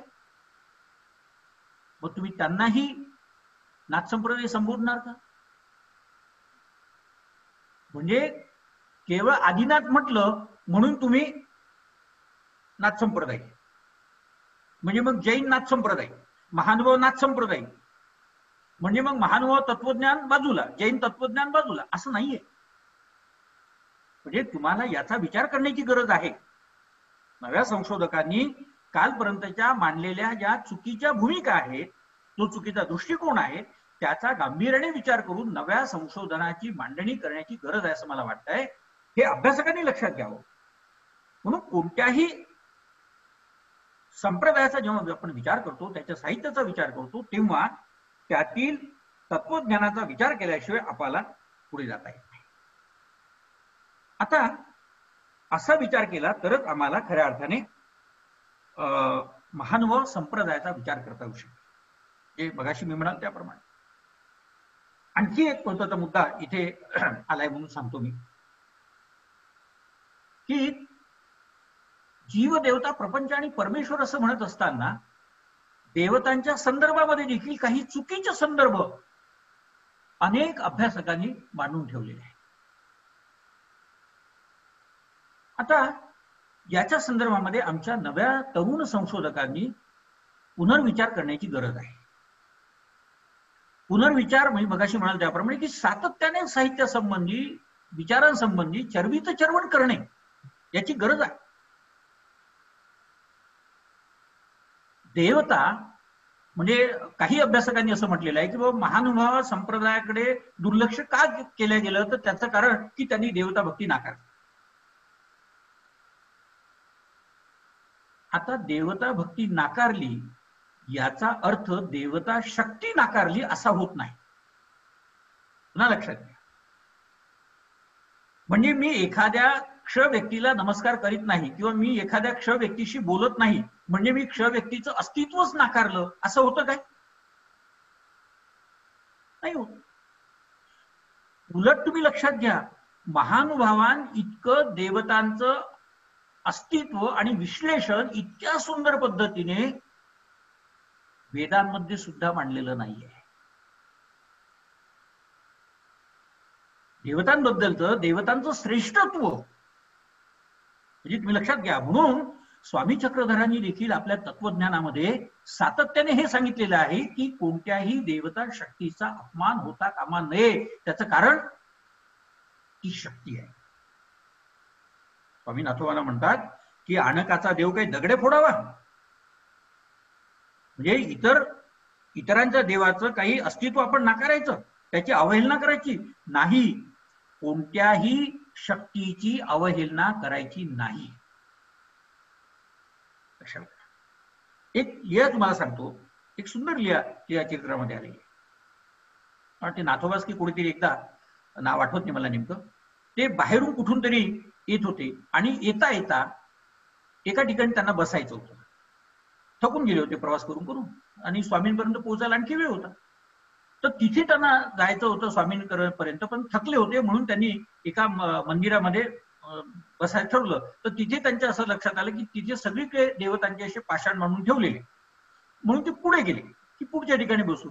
तर तेव्हा त्यांना असं लक्षात आलं की तिथे सगळे पाषाण मांडून ठेवलेले आहे आणि म्हणून त्यांनी त्यांच्या मनामध्ये वाईट विचार निर्माण आला. काय ह्या सगळ्या देवता इथे मांडून ठेवलेल्या आहेत बरं का, मला बसायला सुद्धा जागा नाही. आणि अशा पद्धतीने त्यांनी घृणास्पद विचार त्यांच्या मनामध्ये आला आणि त्याच्यानंतर मग ते सरळ चालत चालत स्वामींकडे आले आणि तापाने फणफणले. तर ते येण्याच्या आधीच स्वामी कुणाशी तरी बोलत आहे अशा पद्धती अशी जाणीव ही बाईसांना झाली, पण समोर कोणी दिसत नव्हतं. आणि स्वामी म्हणायचे आणि थोडा वेळ गेल्यानंतर मग बाईसांनी विचारलं की जीजी आपण कोणाशी बोलत होता. तेव्हा स्वामी म्हणाले, बाई हा जो येतोय ना माझा शिष्य, यांनी देवतांचा अपमान केला आणि म्हणून तिथली जे सामर्थ्य होतं, तिथली जी देवता होती, तिथली जी शक्ती होती, ती शक्ती इथे आली गाराणं घेऊन. त्याचं गाराणं घेऊन माझ्याकडे आली आणि त्यांनी काय सांगितलं की हा तुमचा शिष्य असा असा आहे, यांनी अशी चूक केली. म्हणाले हे मला माहित होतं, पण त्याचं गाराणं घेऊन देवता आली आणि म्हणून एथीचा होता म्हणून तो वाचला, नाही त्याला आणखी शिक्षा झाली असती. हे तुम्ही लक्षात घ्या. आणि आल्याला त्या शिष्याला नंतर स्वामींनी सांगितलं की हे योग्य नव्हे, इतर देवतांचा, कोणत्याही देवतांचा कधीही अपमान करता कामा नये, कधीही तुच्छ समजता कामा नये, कारण देवता ही शक्ती आहे. आणि या शक्तीचं सामर्थ्य काय मित्र हो, एक तुम्ही लक्षात घ्या. महानुभावांचं जे तत्वज्ञान आहे ते 3 विभागामध्ये, म्हणजे सूत्रपाठ या ग्रंथाची जी केशरी व्यासांनी जी बांधणी केलेली आहे ती 3 विभागामध्ये आहे. एक त्याला लक्षण स्थळ असं म्हणतात, दुसरा जो भाग आहे त्याला आचार स्थळ असं म्हणतात आणि तिसरा जो भाग आहे त्याला विचार स्थळ असं म्हणतात. या लक्षण स्थळामध्ये जी सूत्र आहेत, सूत्र म्हणजे स्वामींनी सांगितलेले जे सिद्धांत आहेत तत्वज्ञानाचे, यामध्ये प्रामुख्याने देवता वर्गांच्या संदर्भामध्ये देवतांचे 9 थोवे, 9 थोव्यांमध्ये असणारी विभागणी, देवतांचं सामर्थ्य, त्यांची क्षमता, त्यांच्या मर्यादा, ह्या सगळ्या गोष्टींची जाणीव करून दिलेली आहे अत्यंत उत्तम पद्धतीने. आणि आणखी पुढचा विचार सांगतो आहे की तरीही सूत्रपाठ वाचून आपल्याला समजतच असं नाही. म्हणजे मी कालपर्यंत कधी कधी सूत्रपाठाचा काही संदर्भ आला तसं म्हणायचं अरे किती सोपं आहे, कारण त्या सूत्राचा अर्थ मला चटकन कळालेला असायचा ना, हे सूत्र सोपं आहे. पण मग जेव्हा त्याच्यावरची टीका, त्याच्यावरचं भाष्य हे जेव्हा लक्षात आलं तेव्हा कळालं की अरे नाही आहे, हे इतकं सोपं नाहीये, याच्यामध्ये इतका व्यापक अर्थ दडलेला आहे. आणि म्हणून मी परवा एका कुठल्या तरी एका व्याख्यानामध्ये असं म्हणालो की स्वामी चक्रधरांनी हे तत्वज्ञान, म्हणजे वास्तववादी जीवनाचं तत्वज्ञान हे आपल्याला सांगितलं. हे तर त्यांचे अनंत उपकार आहेत, पण त्याच्याही पेक्षा अनंत अनंत उपकार महानुभावांनो हे यांचे आहेत की ज्या पंडितांनी हे सगळं तत्वज्ञान आपल्यापर्यंत पोहोचवलं, या तत्वज्ञानावर भाष्य करून त्याचं सुलभीकरण केलेलं आहे. हे तुम्ही लक्षात घ्या. आपल्या एका विद्वानाने असा प्रश्न निर्माण केलेला होता, त्याचंही मी विश्लेषण करतो की ब्राह्मणत्व सर्वाधमत्व असं म्हणणाऱ्या स्वामी चक्रधरांच्या संप्रदायामध्ये ब्राह्मण वर्गच अधिक कसा काय. म्हणजे मी तुम्हाला सांगतो की कालपर्यंत ज्या ज्या संशोधकांनी भूमिका मांडलेली आहे त्या संशोधकांनी जे काही चुकीचं समर्थन करून ठेवले, ते चुकीचे सिद्धांत मांडलेले आहेत ना, त्याच्या संदर्भामध्ये पुनर्विचाराची गरज आहे. स्वामींनी म्हटलेलं आहे ब्राह्मणत्व सर्वाधमत्व. ब्राह्मण सर्वाधमत्व म्हटलेलं नाहीये. ब्राह्मणत्व हे सत्व आहे. म्हणजे तो जातीनेच ब्राह्मण असला पाहिजे असं नाही आहे. तर ब्राह्मण्य ही वृत्ती आहे आणि अशी वृत्ती ज्याच्याजवळ असेल त्याचा निषेध केलाय. ते चांगलं नाही असं म्हटलेलं आहे. आणि एवढंच नव्हे तर आपल्याकडे येणाऱ्या सर्व परिवाराला स्वामींनी हे सांगितलेलं आहे की घर निवडीत भिक्षा करू नका. म्हणजे पुन्हा लक्षात घ्या की महाराष्ट्राच्या इतिहासामध्ये पहिल्यांदा जाती व्यवस्था नाकारण्याचं काम जर कोणी केलं असेल तर ते फक्त महानुभाव संप्रदायाने केलं. घर निवडीत भिक्षा करायची नाही. म्हणजे हा ब्राह्मण आहे की हा वैश्य आहे की हा तेली आहे की कुणबी आहे, नाही. भाकरीला जात नसते हे पहिल्यांदा महानुभावांनी सांगितलं. जेव्हा गोविंद प्रभू, तुम्हाला माहिती आहे की गोविंद प्रभूंचं व्यक्तिमत्व हे विलक्षण होतं. मी एका तेल्याच्या घरी गेले आणि त्या मुलाच्या हातातली भाकरी हिसकवून खायला लागले, तेव्हा ती बाई म्हणायला लागली की गुरुजी, बाबा रावळो, ही तेलियाची भाकरी आहे. तेव्हा गोविंद प्रभू तिला उत्तर देतात, अहो मिली जाय म्हणे, ही लाकाची भाकरी, ही तेल्याची भाकरी नाहीये. म्हणजे भाकरी ही जातीची नसते, भाकरी ही धान्याची असते आणि म्हणून भाकरीला जात नसते. आणि त्या भाकरीचा त्यांनी प्रसन्नतेने स्वीकार केला. तेव्हा ब्राह्मणत्व सर्वाधमत्व म्हटलेलं आहे, ही गोष्ट खरीच आहे. ब्राह्मणत्व नाकारलेलं आहे आणि तरीही ब्राह्मण वर्गच संप्रदायामध्ये काय येत होता, तरीही ब्राह्मण वर्गाला स्वामींनी जवळ केलं. स्वामींनी जवळ केलेलं नाही. पुन्हा लक्षात घ्या, आपण चुकीच्या दिशेने संशोधनाकडे वळतो. स्वामींनी जमा केलेलं नाहीये. येणारे येत होते, जाणारे जाती असतील. पहिली गोष्ट, माझा पहिला प्रश्न आहे, संशोधकांनी इथे मुद्दा लक्षात घेण्याची गरज आहे की महानुभाव संप्रदायाकडे हा सगळा पंडितांचा वर्ग का आकर्षित होत होता, याचं साधं आणि सरळ उत्तर आहे, ते म्हणजे ज्ञान. ज्ञानाकडे ज्ञान आकर्षित होतं की नाही? ज्ञानी पुरुष हा ज्ञानी पुरुषाकडेच आकर्षित होतो की नाही? तर होतो. जर ज्ञानच नसेल तर समोरच्या व्यक्तीला मी समजून घेऊ शकणार नाही. म्हणून माईंभट्टांसारखा विद्वान, जो पूर्णतः वेद कोळून प्यालेला होता, दामोदर पंडित, केशीराज व्यास, नागदेवाचार्य, महदैसा, ही सगळी विद्वानांची परंपरा, पंडितांची परंपरा ही महानुभाव संप्रदायाकडे आकर्षित झाली. त्याचं कारण असं होतं की स्वामींनी जे उत्तर दिलेलं आहे ते उत्तर फार महत्वाचं आहे. सकळ शास्त्र या शास्त्राशी विळे, परी हे कवनाही न मिळे. म्हणजे सगळी शास्त्र आमच्यापर्यंत येत आहेत, परंतु आमचं हे जे शास्त्र आहे हे तुम्हाला कुठे मिळणार नाही, कारण हा सागर आहे. म्हणजे जशा सर्व नद्या सागराकडे येतात पण सागर नद्यांकडे जात नाही. म्हणून नद्यांचं पाणी सागरामध्ये मिळेल पण सागराचं पाणी नद्यांमध्ये मिळू शकणार नाही. आणि म्हणून हे सगळी शास्त्र आमच्याकडे आहे, आम्हाला माहिती आहे. आम्हाला जे माहिती आहे त्याच्यापेक्षा आणखी इथे काय आहे. म्हणून तर आत्यंतिक संस्कृती चेदू होय ऐसी काही प्रतीती अति, या प्रश्नापासून माईंभट्टांसोबत जी चर्चा सुरू झाली त्या चर्चेला तेव्हा विराम मिळाला जेव्हा माईंभट्टांनी सर्वज्ञांचे पाय पकडले, अनुसरण केलं, तिथे नतमस्तक झाले आणि लक्षात आलं माईंभट्टांच्या की मला जे माहिती आहे, कारण सगळी शास्त्र कोळून पेलेले माईंभट्ट तिथे नतमस्तक का होतात याचा कधीही कोणी विचार केलेला नाही. तो विचार करण्याची गरज आहे की का आले, केशीराज व्यास का आले, दामोदर पंडित का आलेत, नागदेवाचार्य का आले. तर त्याचं कारण हे होतं की इथे जे आहे ते आम्हाला आजपर्यंत मिळालेलं नाहीये. म्हणून सगळी शास्त्र आमच्यापर्यंत आहे पण आमचं जे शास्त्र आहे त्याला, ते शास्त्र तुमच्यापर्यंत कुठेही नाही. आणि म्हणून दादोसांना, म्हणजे नागदेवाचार्यांचे पूर्वाश्रमीचे जे गुरु होते, ज्यांच्यामुळे, ज्या दादोसांमुळे स्वामींपर्यंत नागदेवाचार्य येऊन पोहोचले, त्या दादोसांना स्वामींनी वेदांचं शिक्षण दिलं. वेद कोणी शिकवले? दादोसांना स्वामींनी शिकवले. आणि त्या दादोसांना स्वामी असं म्हणायचे की दादोस, आमच्या जवळ याच्यापेक्षा आणखी काहीतरी वेगळं आहे, ते तुम्ही मागा. पुन्हा पुन्हा म्हणायचे की आमच्याजवळ आणखी एक विद्या आहे, ती मागा. तर दादोस म्हणायचे, जीजी माझं एवढीची पुरे. तो अल्पसंतुष्ट होता बिचारा. तो म्हणायचा मला वेद समजले ना, एवढंच भरपूर झालं. त्यांनी नाही घेतली. पण नागदेवाचार्यांनी ब्रह्मविद्या घेतली स्वामींकडून. म्हणजे वेद स्वामींना येत नव्हते का? येत होते. आमच्याकडच्या विचारवंतांनी एक नवी परंपरा अभ्यास सुरू केली की महानुभाव हे वेद मानत होते की वेद नाकारत होते. म्हणजे वैदिक होते की अवैदिक होते. तुम्ही जुने इतिहास पहा, महानुभावांच्या साहित्य संबंधी लिहिलेले.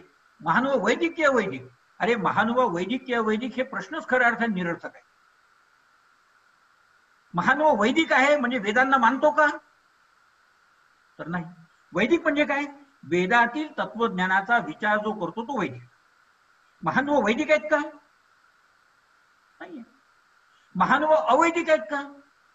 नाहीये. महानुभावांनी वेद नाकारले नाही. स्वामींनी वेद स्वतः दादोसांना शिकवले. वेद आहेत. आणि तुम्ही असं लक्षात घ्या, जेव्हा तुम्ही महानुभावांच्या देवता या प्रकरणाचा म्हणजे लक्षण स्थळाचा अधिक विचार कराल, अभ्यास कराल, तेव्हा असं लक्षात येईल की वेदांचं सगळं शास्त्र हे तुम्हाला इथून कळतं, महानुभावांपासूनच कळतं. आणि वेदातल्या उणीवाही कळतात, वेदांच्या मर्यादाही कळतात, देवतांचं अस्तित्व कळतं, देवतांचं श्रेष्ठत्व कळतं आणि देवतांच्या मर्यादाही कळतात. तेव्हा वैदिक म्हणजे महानुभावेतरांनी वैदिक अवैदिकेच्या संदर्भात जशी चर्चा केली तशी महानुभावांनी सुद्धा केली. म्हणजे मी ज्या बाळशास्त्री माहूरकरांचा विचार करतो, असे अनेक अभ्यासक आहेत की त्यांनी सुद्धा महानुभावांच्या वैदिक अवैदिकत्वाबद्दल चर्चा केली आहे. तर माझं असं म्हणणं आहे की महानुभाव वैदिक होते की अवैदिक होते हा मुद्दा चर्चेचा येऊ शकत नाही. महानुभावांनी वेदांचं अस्तित्व स्वीकारलेलं आहे. म्हणजे वेद आहेत हे मान्यच आहे महानुभावांना, परंतु वेदांचं तत्वज्ञान हे महानुभावांनी स्वीकारलेलं नाही आहे. त्याचं कारण की महानुभावांच्या तत्वज्ञानाच्या पेक्षा इथे जर अधिक तत्वज्ञान असेल की ज्या तत्वज्ञानामुळे माईभट्टांसारखे विद्वान पंडित आकर्षित होतात, ज्या तत्वज्ञानामुळे नागदेवाचार्यांसारखे पंडित आकर्षित होतात, त्यामुळे इथे वेदांचं अस्तित्व स्वीकारण्याची काही गरजच नाही आहे, हे सहजपणे सिद्ध होत आहे. आणि दुसरी गोष्ट राहिला तो विद्वानांचा प्रश्न, ज्यांनी असा प्रश्न निर्माण केला तरी ब्राह्मण वर्गच का येत होता? तर ब्राह्मण वर्ग येत होता त्याचं कारण की आपल्यापेक्षा वेगळं अशा प्रकारचं ज्ञान इथे आहे, त्या ज्ञानाच्या आकर्षणाने येत होता हे लक्षात घ्या. आणि ते आले म्हणून बरं झालं. मला एक सांगा की कालपर्यंत ज्यांना अचा ढ लिहिता येत नव्हता असा जो आमच्याकडचा बहुजन वर्ग होता, ज्यांना कोणत्याही गोष्टीचं ज्ञान नाहीये, त्यांना एकदम म्हणजे ज्यांचा बालवाडीचा अभ्यास झालेला नाही त्यांना जर एकदम पीएचडीच्या अभ्यासाला बसवलं तर ते पास होऊ शकतील का? नाही होऊ शकणार. समजणार कुठे? पास होण्याचा प्रश्न काय? समजणारच नाहीये.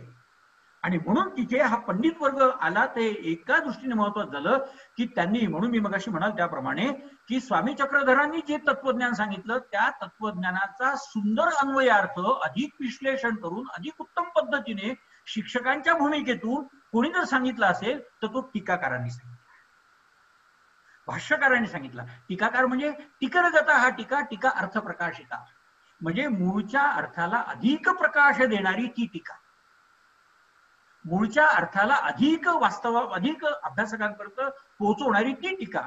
या टीकेच्या दृष्टीने त्यांनी भाष्य केलं आणि ते भाष्य वाचल्यानंतर मूळ सूत्रापर्यंत आपल्याला पोहोचता येईल.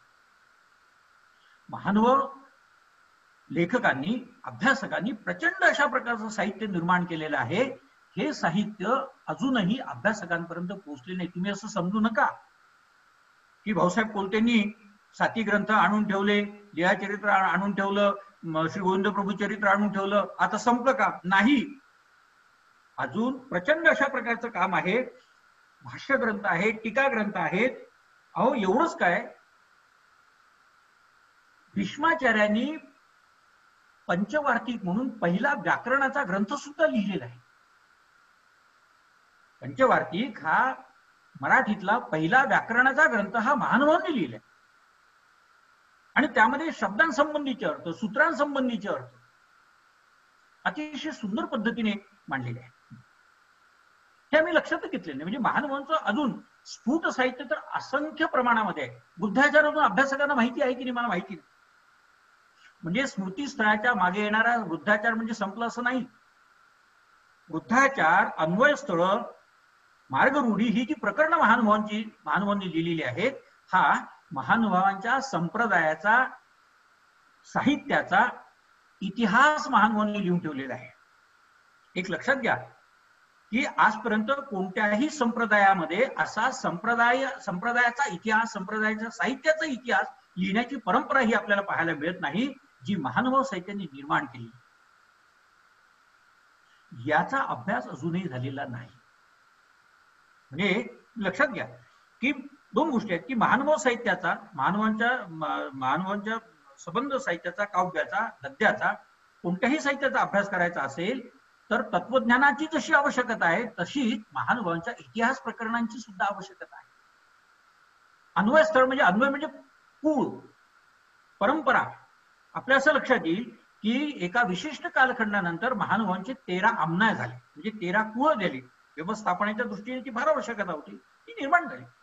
आणि या 13 कुळांचे नंतर इतिहास लिहिले गेले, ते अन्वयस्थळ आहे. या अन्वयस्थळामध्ये साहित्याच्या निर्मितीच्या संदर्भामध्ये कोणतं साहित्य कोणी लिहिलंय, कोणता ग्रंथ कोणाचा आहे, केव्हा आहे, कधी लिहिला, तो कोणत्या कुळाचा होता, त्याची परंपरा काय आहे, या सगळ्या गोष्टींचा इतिहास आपल्याला पाहायला मिळतो. आणि अशा प्रकारचा इतिहास आपण जोपर्यंत लक्षात घेणार नाही तोपर्यंत आपल्याला महानुभाव साहित्याचा अभ्यास हा निश्चितपणे नीटपणे करता येणार नाही. तेव्हा आपल्याला हे लक्षात घेण्याची गरज आहे असं मला वाटतंय.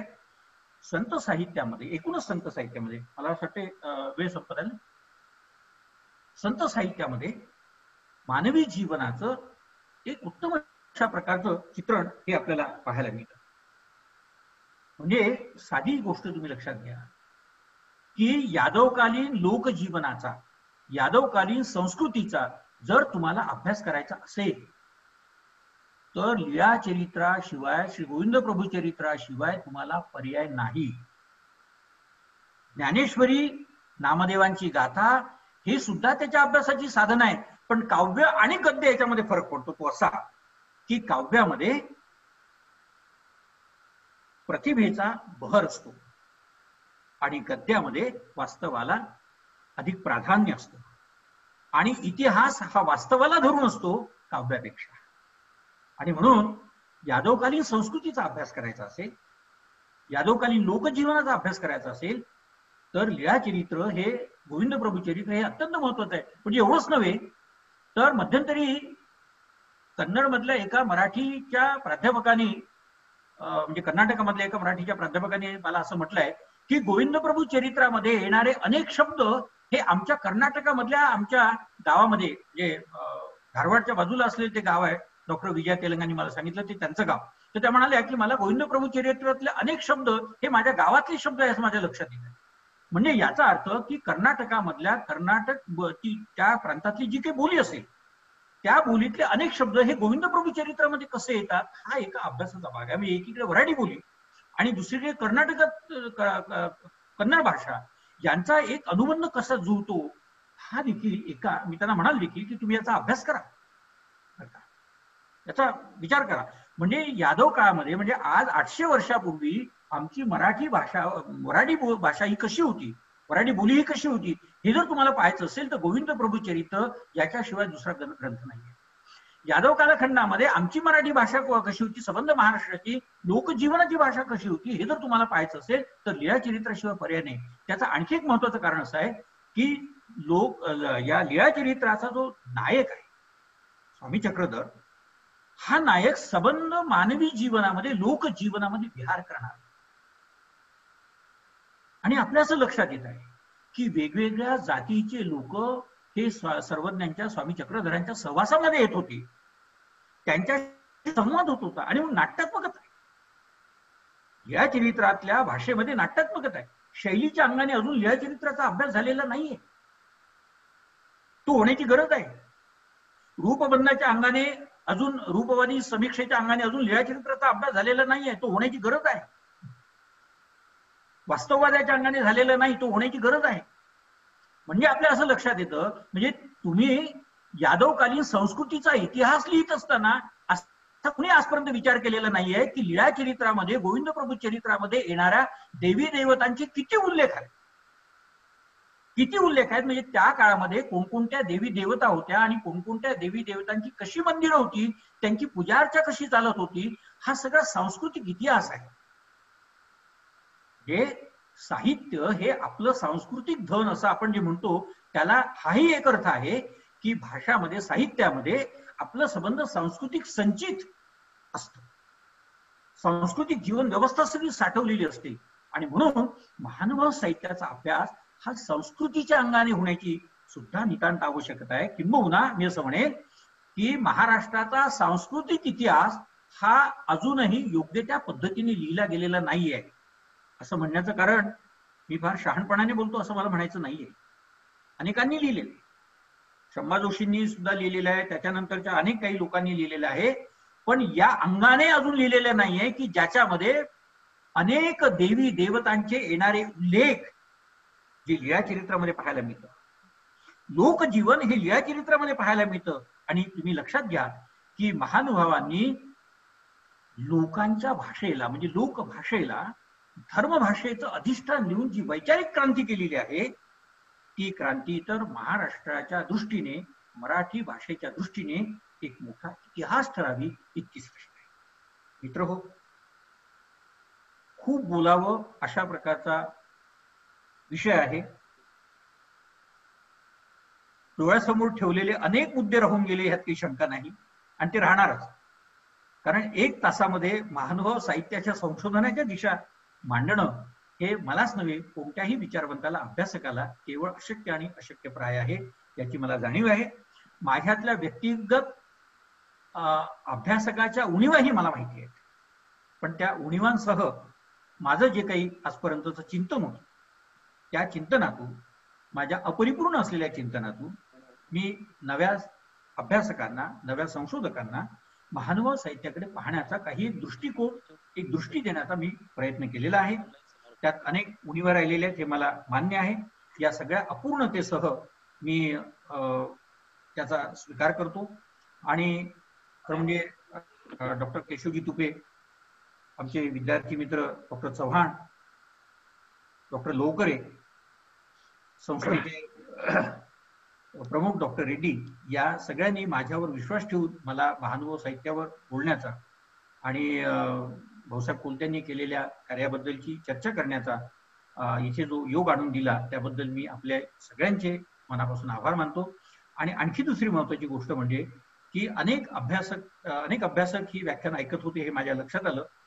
मगाशी मी डॉक्टर तुपेंना म्हणालो की आता बरं वाटायला लागलं, तुम्ही मला दिसायला लागलात, कारण वर्गामध्ये किंवा व्यासपीठावर अनेक लोकांना पाहून पाहून व्याख्यान माणसाला देता येतं, कारण शिक्षकाला समोरच्या लोकांच्या डोळ्यात पाहून बोलण्याची सवय असते.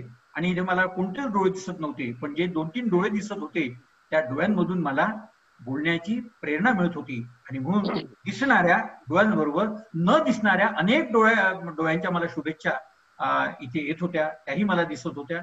त्या सगळ्यांनी मनापासून हे व्याख्यान ऐकलं त्याबद्दल मी सगळ्यांच्या बद्दल कृतज्ञता व्यक्त करतो, सगळ्यांचे आभार मानतो आणि थांबतो. धन्यवाद. धन्यवाद सर. अतिशय सुंदर असं विवेचन आपण आमच्या समोर ठेवलं. एक महानुभाव साहित्य, आपलं महानुभाव संप्रदाय असू दे, पंथ असू दे, किंवा एखादा कुठलाही धर्म असू दे, की जेव्हा तो अशा स्वरूपाच्या अकॅडमिक लेवलवर येतो, विद्यापीठीय स्तरावर येतो आणि त्यावर वेगवेगळ्या अंगाने चर्चा होते, तेव्हा तो संप्रदाय अधिक काळ पुढे जातो, ज्याला आपण त्याचं महानुभावांच्याच पद्धतीने ज्याला उत्तर आयुष्य असं आपण संबोधूया, तर ते उत्तर आयुष्य त्याला मिळत जातं आणि अधिक काळ तो टिकतो. या अंगानं भाऊसाहेबांपासून आपण केलेली मांडणी ही अतिशय महत्वपूर्ण अशा स्वरूपाची मांडणी राहता आलेली आहे. आता या आपल्या व्याख्यानाच्या अनुषंगाने व्याख्यानासंदर्भात आणि एकूणच महानुभाव संप्रदायासंदर्भात, वाङ्मयासंदर्भात आपल्या सहभागी प्राध्यापकांना, अभ्यासकांना जर काही प्रश्न असतील तर ते प्रश्न आपण या ठिकाणी घेऊया.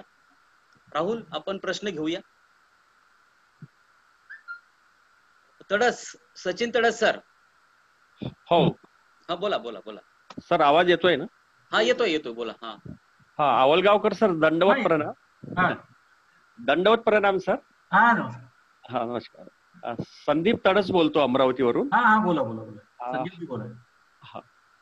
मला 2 प्रश्न आहेत सर, की महानुभावांनी ज्या विविध लिपींची निर्मिती केली त्याविषयी अलीकडच्या काळामध्ये थोडासा कांगावा केला जातो आणि त्याच्या मागची भूमिका आपण थोडीशी जर विशद केली तर या लिप्यांची निर्मिती आणि त्यावेळेची ती खरंच गरज होती की कसं, तर तो कांगावा करणाऱ्या मंडळींच्यासाठी काही आपलं मार्गदर्शन होईल. आणि दुसरा प्रश्न असा आहे माझा की महानुभावांच्या वाङ्मयाच्या आणि साहित्याचा उल्लेख जो आहे तो अलीकडच्या महाराष्ट्र सरस्वतामध्ये दुय्यमतेने येतो, तर त्या बाबतीत देखील आपलं मार्गदर्शन व्हावं अपेक्षित आहे.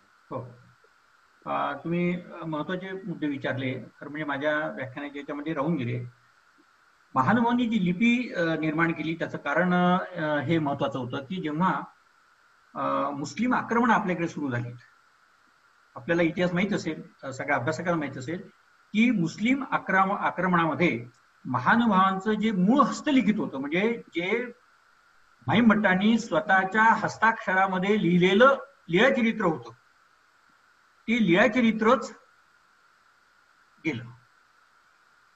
आणि मुस्लिमांनी ते लीळाचरित्र नेल्यामुळे बरं का त्याची नासधूस झाली. आणि गंमत अशी होती की हे संबंध तत्वज्ञान बरं का अन्य कोणत्याही माणसाच्या हाती लागू नये, ज्याला काही अर्थ कळत नाही, ज्याला भाषा कळू शकत नाही आणि त्याचे काही चुकीचे अर्थ लागू नये, त्याची नासधूस होऊ नये.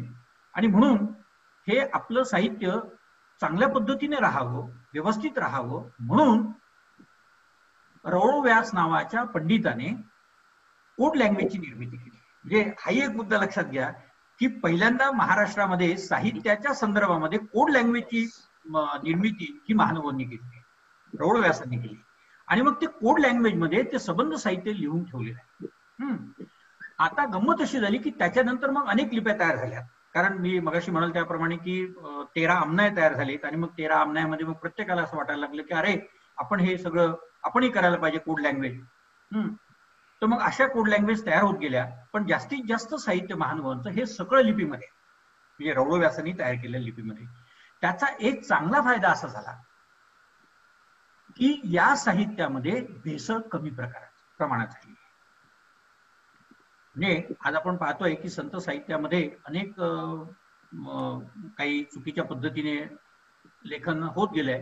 तर ही भेसळ रोखण्याच्या कामामध्ये ही महत्वाची भूमिका झाली कोणती, लिप्यांची बरं का. म्हणजे कोड लँग्वेजमुळे ते साहित्य अधिकाधिक अबाधित राहिलं, चांगल्या पद्धतीचं राहिलं असं आपल्या लक्षात. आता दुसरी गोष्ट, हा कांगावा करण्याचं काही कारण नाही आहे बरं का. मला एक सांगा की ज्यांनी जे लिपीपर्यंत पोहोचले त्या राजवाड्यांनी कांगावा नाही केला. जे स्वतः लिपीपर्यंत पोहोचले त्यांनी कांगावा केला नाही, त्यांनी शोध घेतला. आणि संशोधनाची पहिली पायरी हे शोध घेणेच आहे ना. तुम्ही शोध घ्या ना, उलगडा. आणि त्रास पडत असेल तर तो त्रास सहन करा. तुम्हाला संशोधन करायचं असेल तर हे होणारच ना. तर त्या राजवाड्याने हे केलं नाही, राजवाड्याने ती लिपी मोकळी केली. आता लिपी तुमच्यापर्यंत आहेत, मोकळ्या आहेत, तुम्ही लक्षात घ्या. तरी तुमच्या असं लक्षात येईल की महानुभाव आश्रमांमध्ये तुम्ही गेलात तर तुम्हाला असं दिसेल की अजूनही महानुभाव त्या लिपी असलेल्या पोथ्यांमधूनच अभ्यास करतात, कारण त्यांना ते अत्यंत सवयीचं झालेलं आहे. आणि दुसरा प्रश्न काय होता तुमचा? दुसरा प्रश्न असा होता सर माझा की महानुभावांच्या वाङ्मय आणि साहित्याचा उल्लेख जो आहे तो फारसा महाराष्ट्र सारस्वतामध्ये अलीकडच्या काळात होत नाही किंवा त्याचा उल्लेख दुय्यमतेने केला जातो. आता एक महाराष्ट्र सारस्वताच्या संदर्भात मी तुम्हाला सांगेल की विल भावेंनी महाराष्ट्र सारस्वत लिहिलं तोपर्यंत महानुभावांचं सबंध साहित्य हे काही फार प्रमाणामध्ये लोकांपर्यंत पोहोचलेलं नव्हतं, म्हणजे संशोधनाच्या दृष्टीने आलेलं नव्हतं बरं का. म्हणजे महानुभाव साहित्याची ज्याला आपण प्रारंभीचा जो काळ म्हणतो संशोधनाचा अभ्यासाचा तो एक होता. पण दुसरी एक महत्वाची गोष्ट त्यानिमित्ताने मला लक्षात आणून द्यायची आहे की लीळाचरित्र हा मराठीतला पहिला ग्रंथ आहे हे अजूनही आमच्या अभ्यासकांना पटत नाही, तुम्ही लक्षात घ्या. म्हणजे डॉक्टर व्ही व्ही कोलते यांनी लीळाचरित्र हा विवेक सिंधूच्या आधी निर्माण झालेला ग्रंथ आहे. राळेगावच्या प्राचार्यांचं होतं त्यांचं वेतनासंदर्भात तो ग्रंथ म्हणजे विवेक सिंधू हा 14व्या शतकातला ग्रंथ आहे. हे त्यांनी भाषेच्या माध्यमातून म्हणजे विवेक सिंधूच्या भाषेच्या माध्यमातून सिद्ध केलेलं आहे. डॉक्टर शंभू तुपणी सुद्धा हे मान्य केलेलं आहे. आणि तरीही आमच्याकडचे मराठी वाङ्मयाच्या इतिहासाचे जर तुम्ही खंड पाहिले, म्हणजे आता कालपर्यंत लिहिणारे देखील अभ्यासक मी पाहतोय बरं का, तर पहिली गोष्ट विवेक सिंधू. अरे पण तुम्ही इतिहास लिहिताना डोळे बांधून लिहू नका ना, कारण मध्ययुगीन कालखंडातल्या कोणत्याही साहित्याचा अभ्यास करायचा असेल तर त्याचं पहिलं प्रमाण म्हणजे भाषा असते. आणि भाषा ही काळाप्रमाणे बदलत जाते हे तुमच्या लक्षात येईल. प्रांताप्रमाणे भाषा बदलते.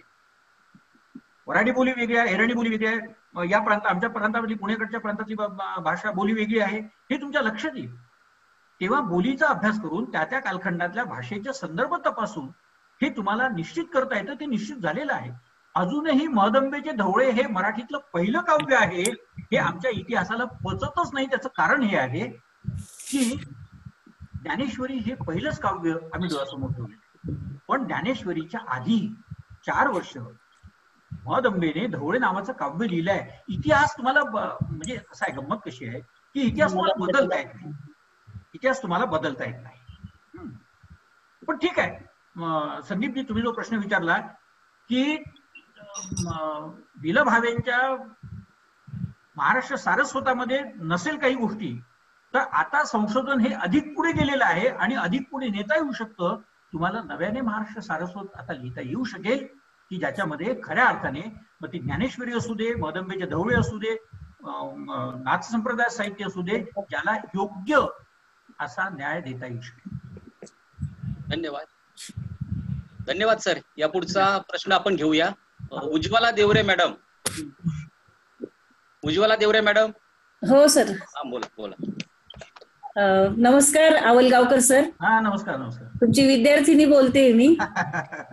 आणि सर 84-85 मध्ये जे लीळाचरित्र आपण शिकवलं होतं, अगदी जसंच्या तसं क्लासमध्ये बसल्यासारखा अनुभव मला आला सर. आता त्याच्यामध्ये खूप जास्त भर पडलेली आहे तुमच्या अनुभवाची सुद्धा त्या दृष्टीने. पण तरी तुम्ही हे असं म्हणता म्हणजे हा तुमच्या मनात मोठे. मला प्रश्न नाही विचारायचा, मला फक्त तुमच्याशी बोलायचं होतं सर. आणि खूप आनंद झाला. मध्ये अर्धा तास थोडं मला प्रॉब्लेम आला कनेक्टिव्हिटीचा, पण खूप छान झालं सर. म्हणजे धन्यवाद तुमचे. पुनःप्रत्ययाचा आनंद मिळाला आणि तुम्हाला बघायला मिळालं हे पण खूप छान झालं. आणि तुमच्या आशीर्वादाने माझे पण 7 विद्यार्थी काम करतायत. एकाचं झालं पूर्ण. छान. चांगलं संशोधन करून घ्या. चालेल सर. कुठे आहात सर आता? मी पुण्यातच ना. पुढचा next Maruti Ghuge. Doctor Maruti Ghuge. Hello sir. नमस्कार सर. नमस्कार सर. नमस्कार. खरं तर खूप चांगली मांडणी ऐकता आली. टीकात्मक आणि अभ्यासपूर्ण अशी मांडणी झाली, त्याबद्दल खरं तर सरांचं खूप खूप अभिनंदन.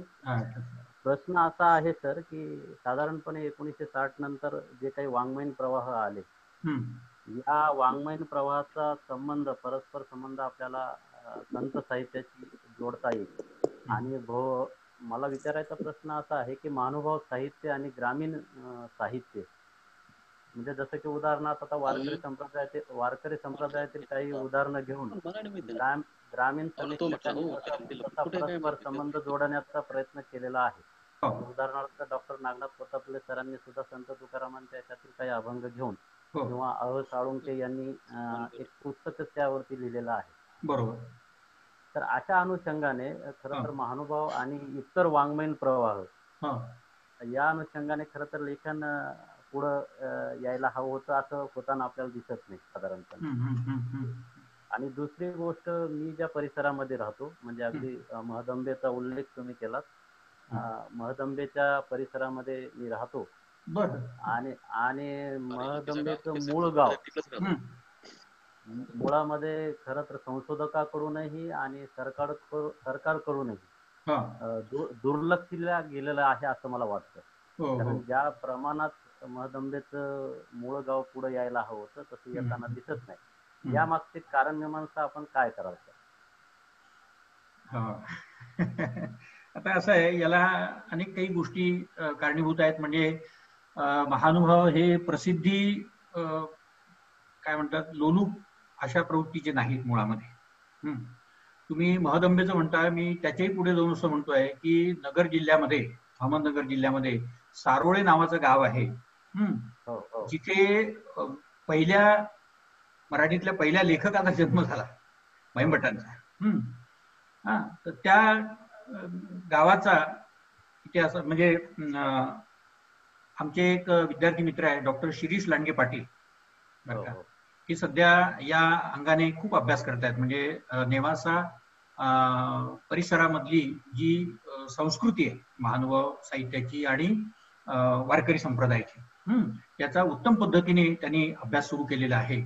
असा अभ्यास खरं म्हणजे होण्याची गरज आहे. आणि मला ते नेहमी असं म्हणतात, त्यांनी मध्यंतरी एक लेख पण लिहिलेला आहे की या गावाकडे कसं दुर्लक्ष होत आहे, की जिथे मराठीतला पहिला लेखक जन्माला आलेला आहे ते सारोळे हे गाव माझ्या गावापासून अगदी जवळ आहे, म्हणजे नगर जिल्ह्यामध्ये, पण तिथे दुर्लक्ष आहे.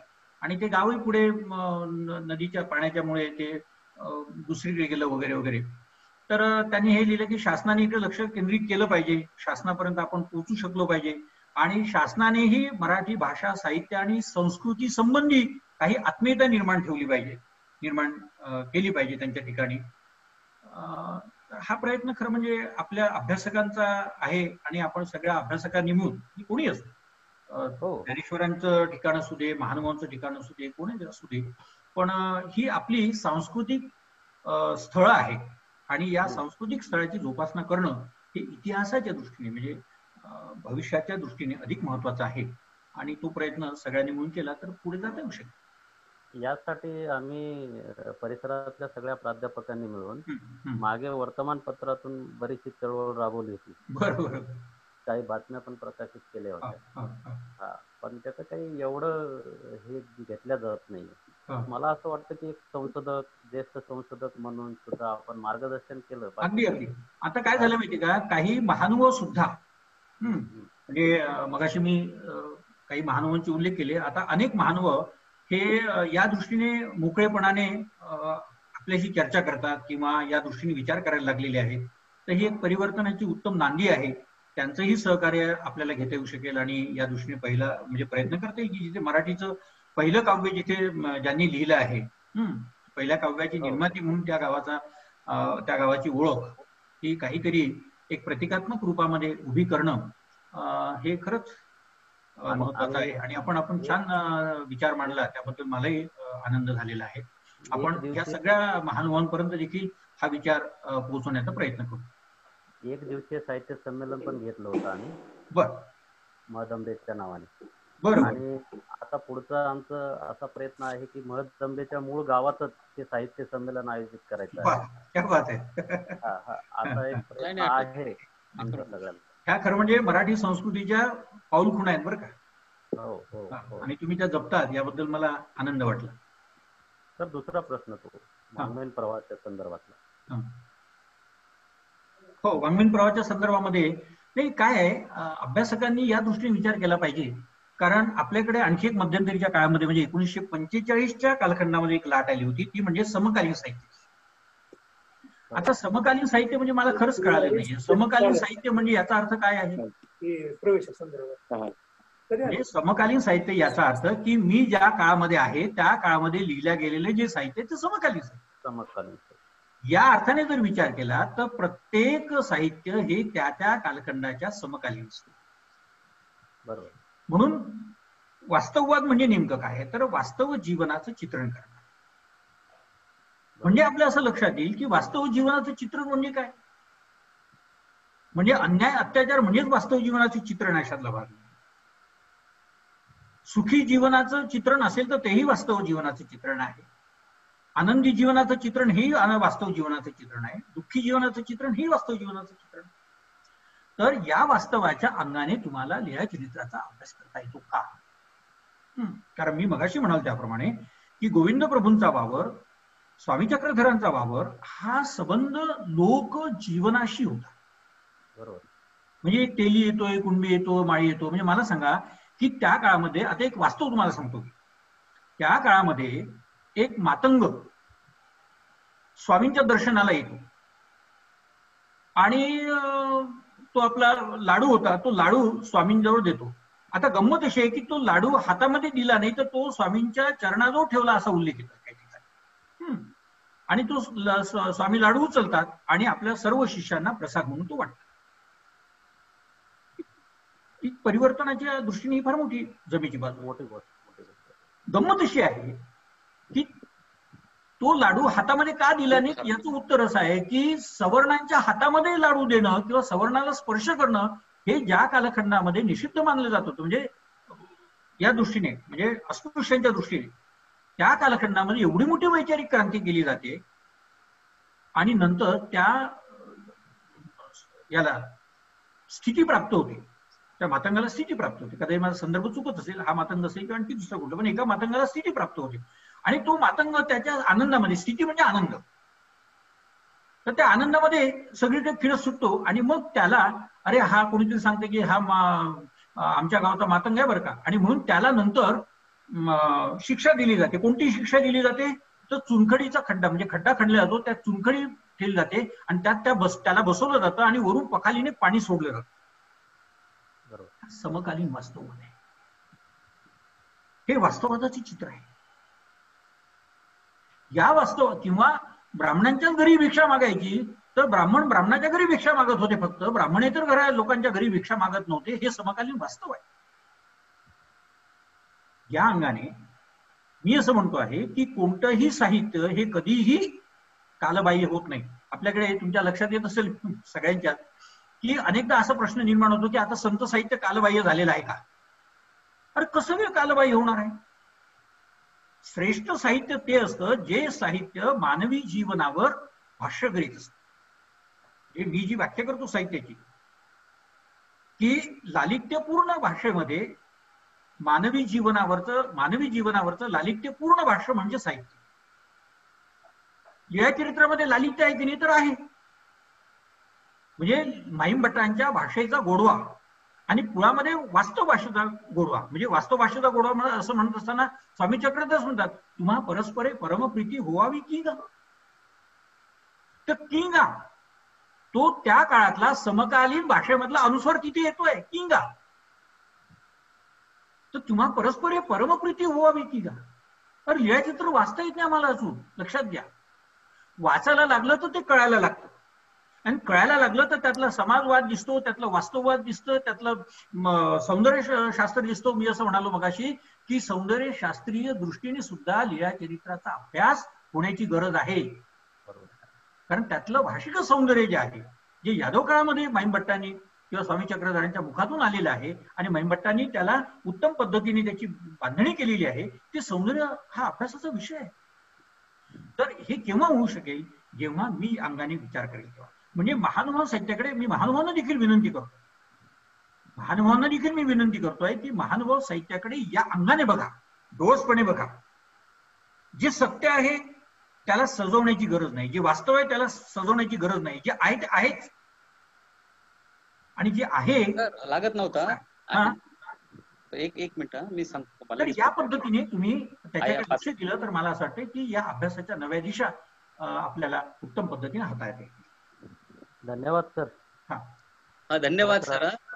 शेवटी फक्त तुपे सरांचं खूप खूप अभिनंदन आणि खूप खूप धन्यवाद तुपे सरांना, कारण गेल्या 3 दिवसापासून एक चांगली पर्वणी ऐकायला मिळाली बरं का. नक्कीच मारुतराव येऊ तुमच्याकडे गावाकडे, महदंबेच्या गावाला भेट द्यायला. या सर. नक्कीच. यानंतर पुढचा प्रश्न नाही आपण नाही सोबत जाऊ सर. या सर. नक्कीच. यानंतर पुढचा प्रश्न स्वाती भोजने आहे का? म्यूट दिसते ते. अनम्यूट. आपले doctor Rajendra Thorat sir. Hello Thorat sir. Rahul काय त्यांना म्यूट केलं सर, त्यांच्याकडून म्यूट आहे सर. त्यांच्याकडूनच म्यूट आहे ना? हो सर. स्वाती भोजने आता. हा हॅलो. झाले का? नाही नाही सर, पुन्हा हे केलं त्यांनी. हॅलो. नाही सर, नाही होत नाही सर त्यांच्याकडून. पुढचा राजेंद्र थोरे सर म्हणून हँड रेज ऑफ केलं त्यांनी. हो ना, हो ना, ते तेच त्यांच्याकडून प्रॉब्लेम झाला असेल. बाकी सर माझ्याकडून अनम्यूट केले मी त्यांना. सगळेच हे करून टाका ना. हो सर, सगळे केलं. हा, इंगोले मॅडम, ममता इंगोले. ममता इंगोले. नमस्कार सर. नमस्कार, बोला बोला बोला.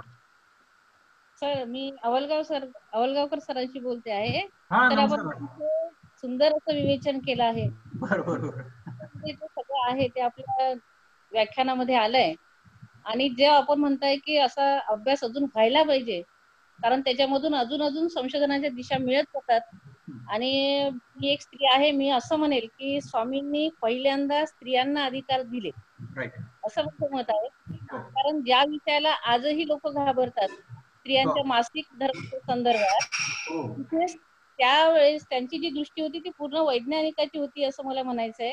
कारण त्यांनी स्त्रियांच्या इतर 8 नाड्या वाहतात तशी वाहते.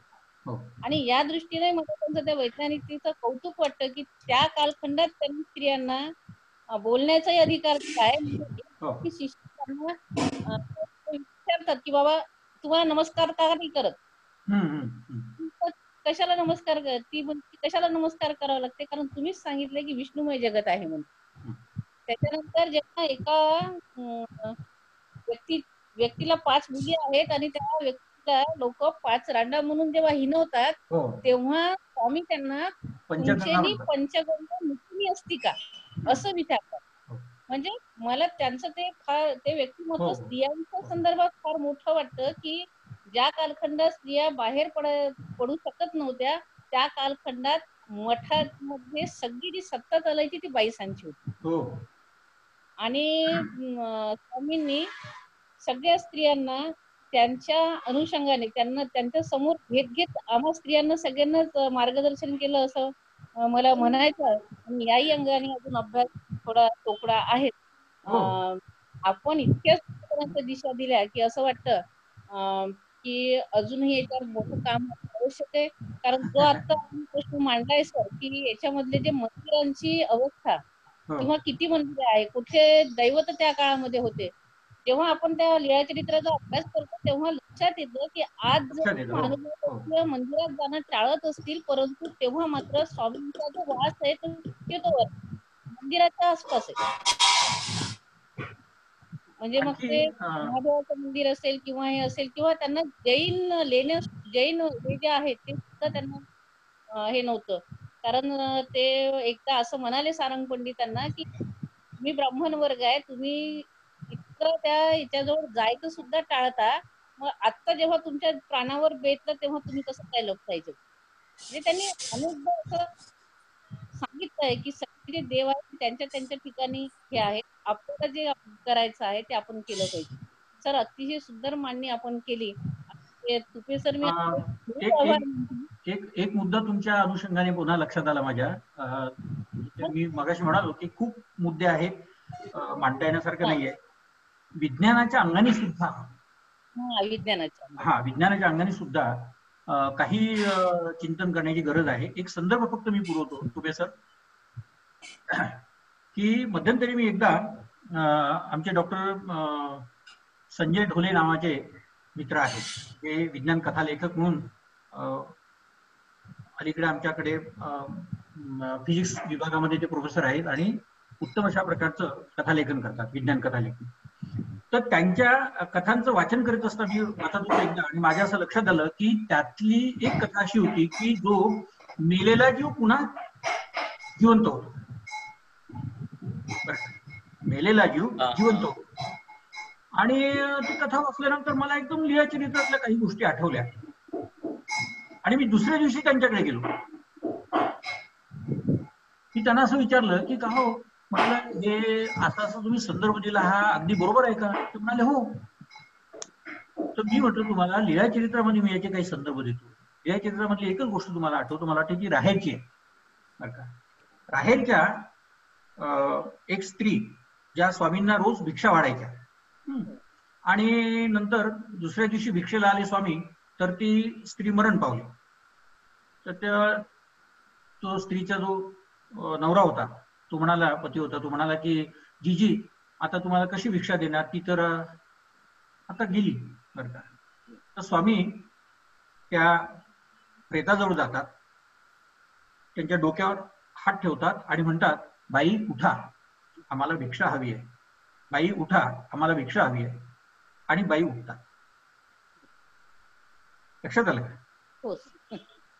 तर माझ्या डोक्यात एकदम ती लीळा आली आणि ही लीळा घेऊन मी आमच्या डॉक्टर ढोलेंकडे गेलो आणि त्यांना म्हणालो की, ओ सर, हे बघा तुमच्या याच्यामध्ये विज्ञान कथेमध्ये असा संदर्भ आलेला आहे आणि लीळा चरित्रामध्ये असा संदर्भ आलेला आहे, तर हे कसं आहे? तर म्हणाले, वैज्ञानिक दृष्टीने ते अगदी बरोबर आहे.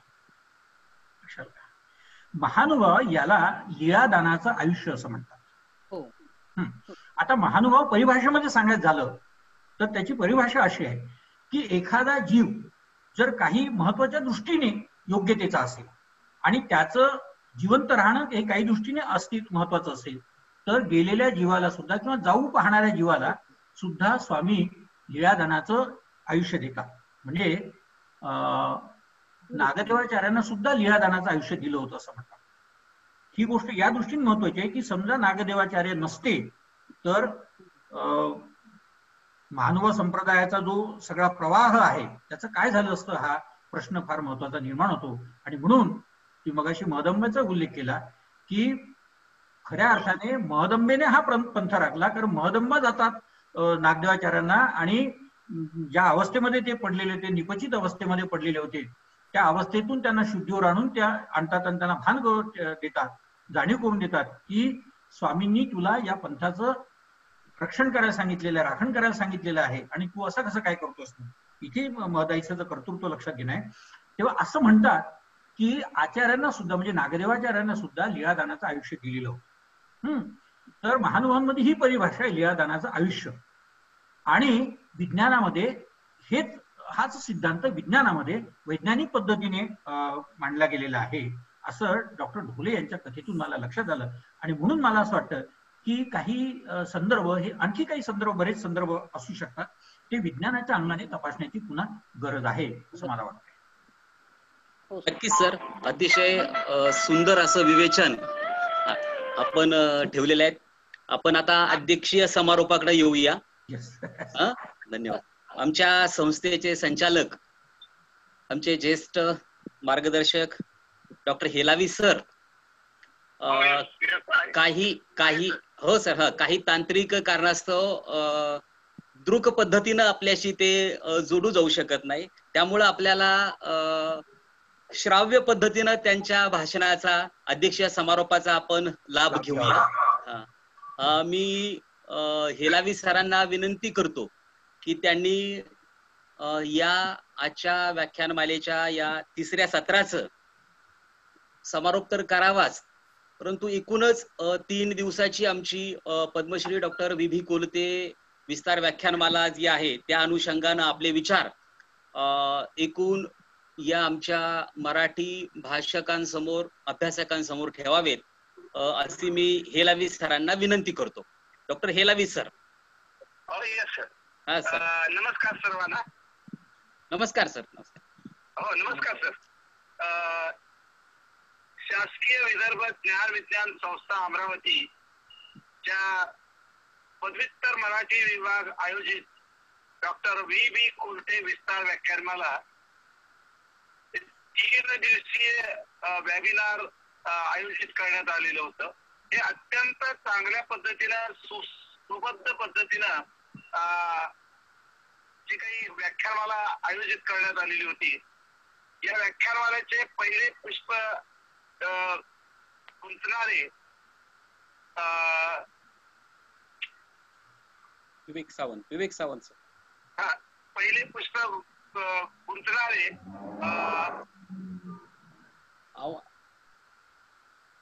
ते प्रवासात असल्यामुळे सर थोडासा जरा प्रॉब्लेमॅटिक व्हायला लागला.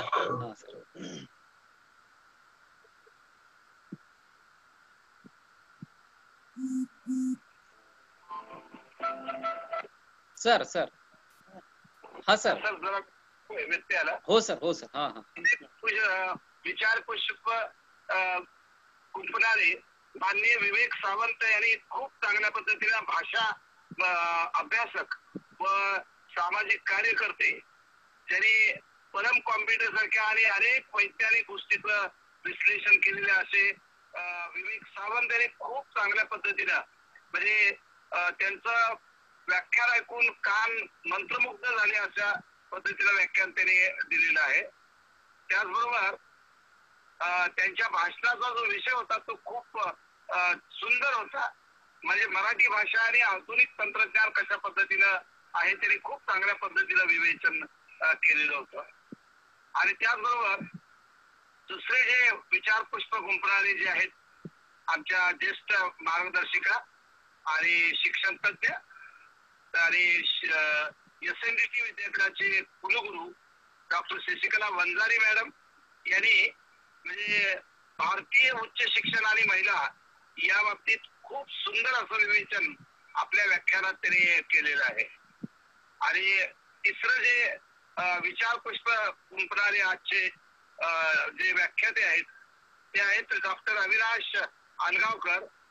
हे मध्ययुगीन साहित्याचे अभ्यासक आहेत आणि त्याचबरोबर त्यांचा आजचा जो विषय होता तो विषय महानुभव साहित्य संशोधनाच्या दिशा अशा खूप चांगल्या पद्धतीनं या संस्थेनं खर तर याचे करते करविते खूप चांगल्या पद्धतीनं विचार व्यक्त करणारे आणि महाराष्ट्रातील एकमेव म्हणजे संस्था असणारी इन्स्टिट्यूट असणारी ती खऱ्या अर्थानं संस्था नावाने आहे आणि त्याचबरोबर शिक्षकीय रूपात सुद्धा ही महाराष्ट्र शासनाची सर्वात मोठी संस्था आहे. विशेष म्हणजे महाराष्ट्रात जे प्रोफेसर आहेत हे पण फक्त ज्ञान विज्ञान संस्था इथंच आहे म्हणजे अमरावती इथंच आहे आणि त्याचे पहिले प्रोफेसर जे आहेत ते डॉक्टर केशव तुपे हे आहेत. खूप चांगल्या पद्धतीने त्यांनी डिपार्टमेंट हे केलेलं आहे. खरं तर पद्मश्री VB कोलते सरांच्या निमित्तानं 22 जूनला जे काही आम्ही वेबिनारची सुरुवात केली खरं तर तो त्यांचा जन्मदिवसही होता आणि त्या निमित्तानं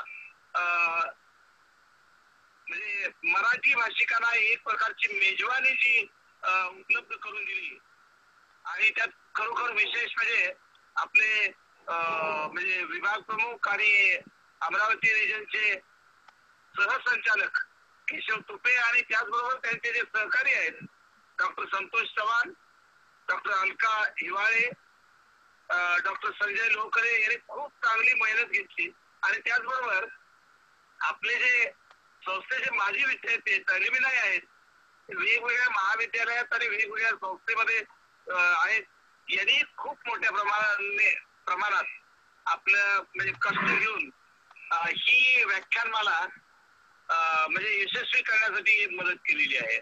मी खरंच म्हणजे स्वतःला धन्यवाद म्हणजे खूप भाग्यवान समजतो कारण अशा संस्थेत मला काम करायला मिळालं आणि या ठिकाणी मराठीचं खूप चांगलं काम या ठिकाणी चालतं आणि या पद्धतीनं म्हणजे मराठी भाषा काय आहे या सर्व गोष्टी ज्या आहेत या लोकांच्या समोर घेऊन जाणं गरजेचं आहे आणि त्याचं खरं काम आपल्या इथून चालतं हे विचार व्यक्त करतो आणि त्याचबरोबर या ठिकाणी आमच्या विनंतीला मान देऊन पहिले विचार पुष्प गुंफणारे माननीय विवेक सावंत सर पुणे त्याचबरोबर दुसरे विचार पुष्प गुंफणारे व्याख्याते डॉक्टर शशिकला वंजारी मॅडम त्याचबरोबर आजचे विचार पुष्प गुंफणारे डॉक्टर अविनाश अनगावकर या सर्वांचं मी खूप खूप म्हणजे धन्यवाद देतो त्यांना त्यांचा आभार मानतो.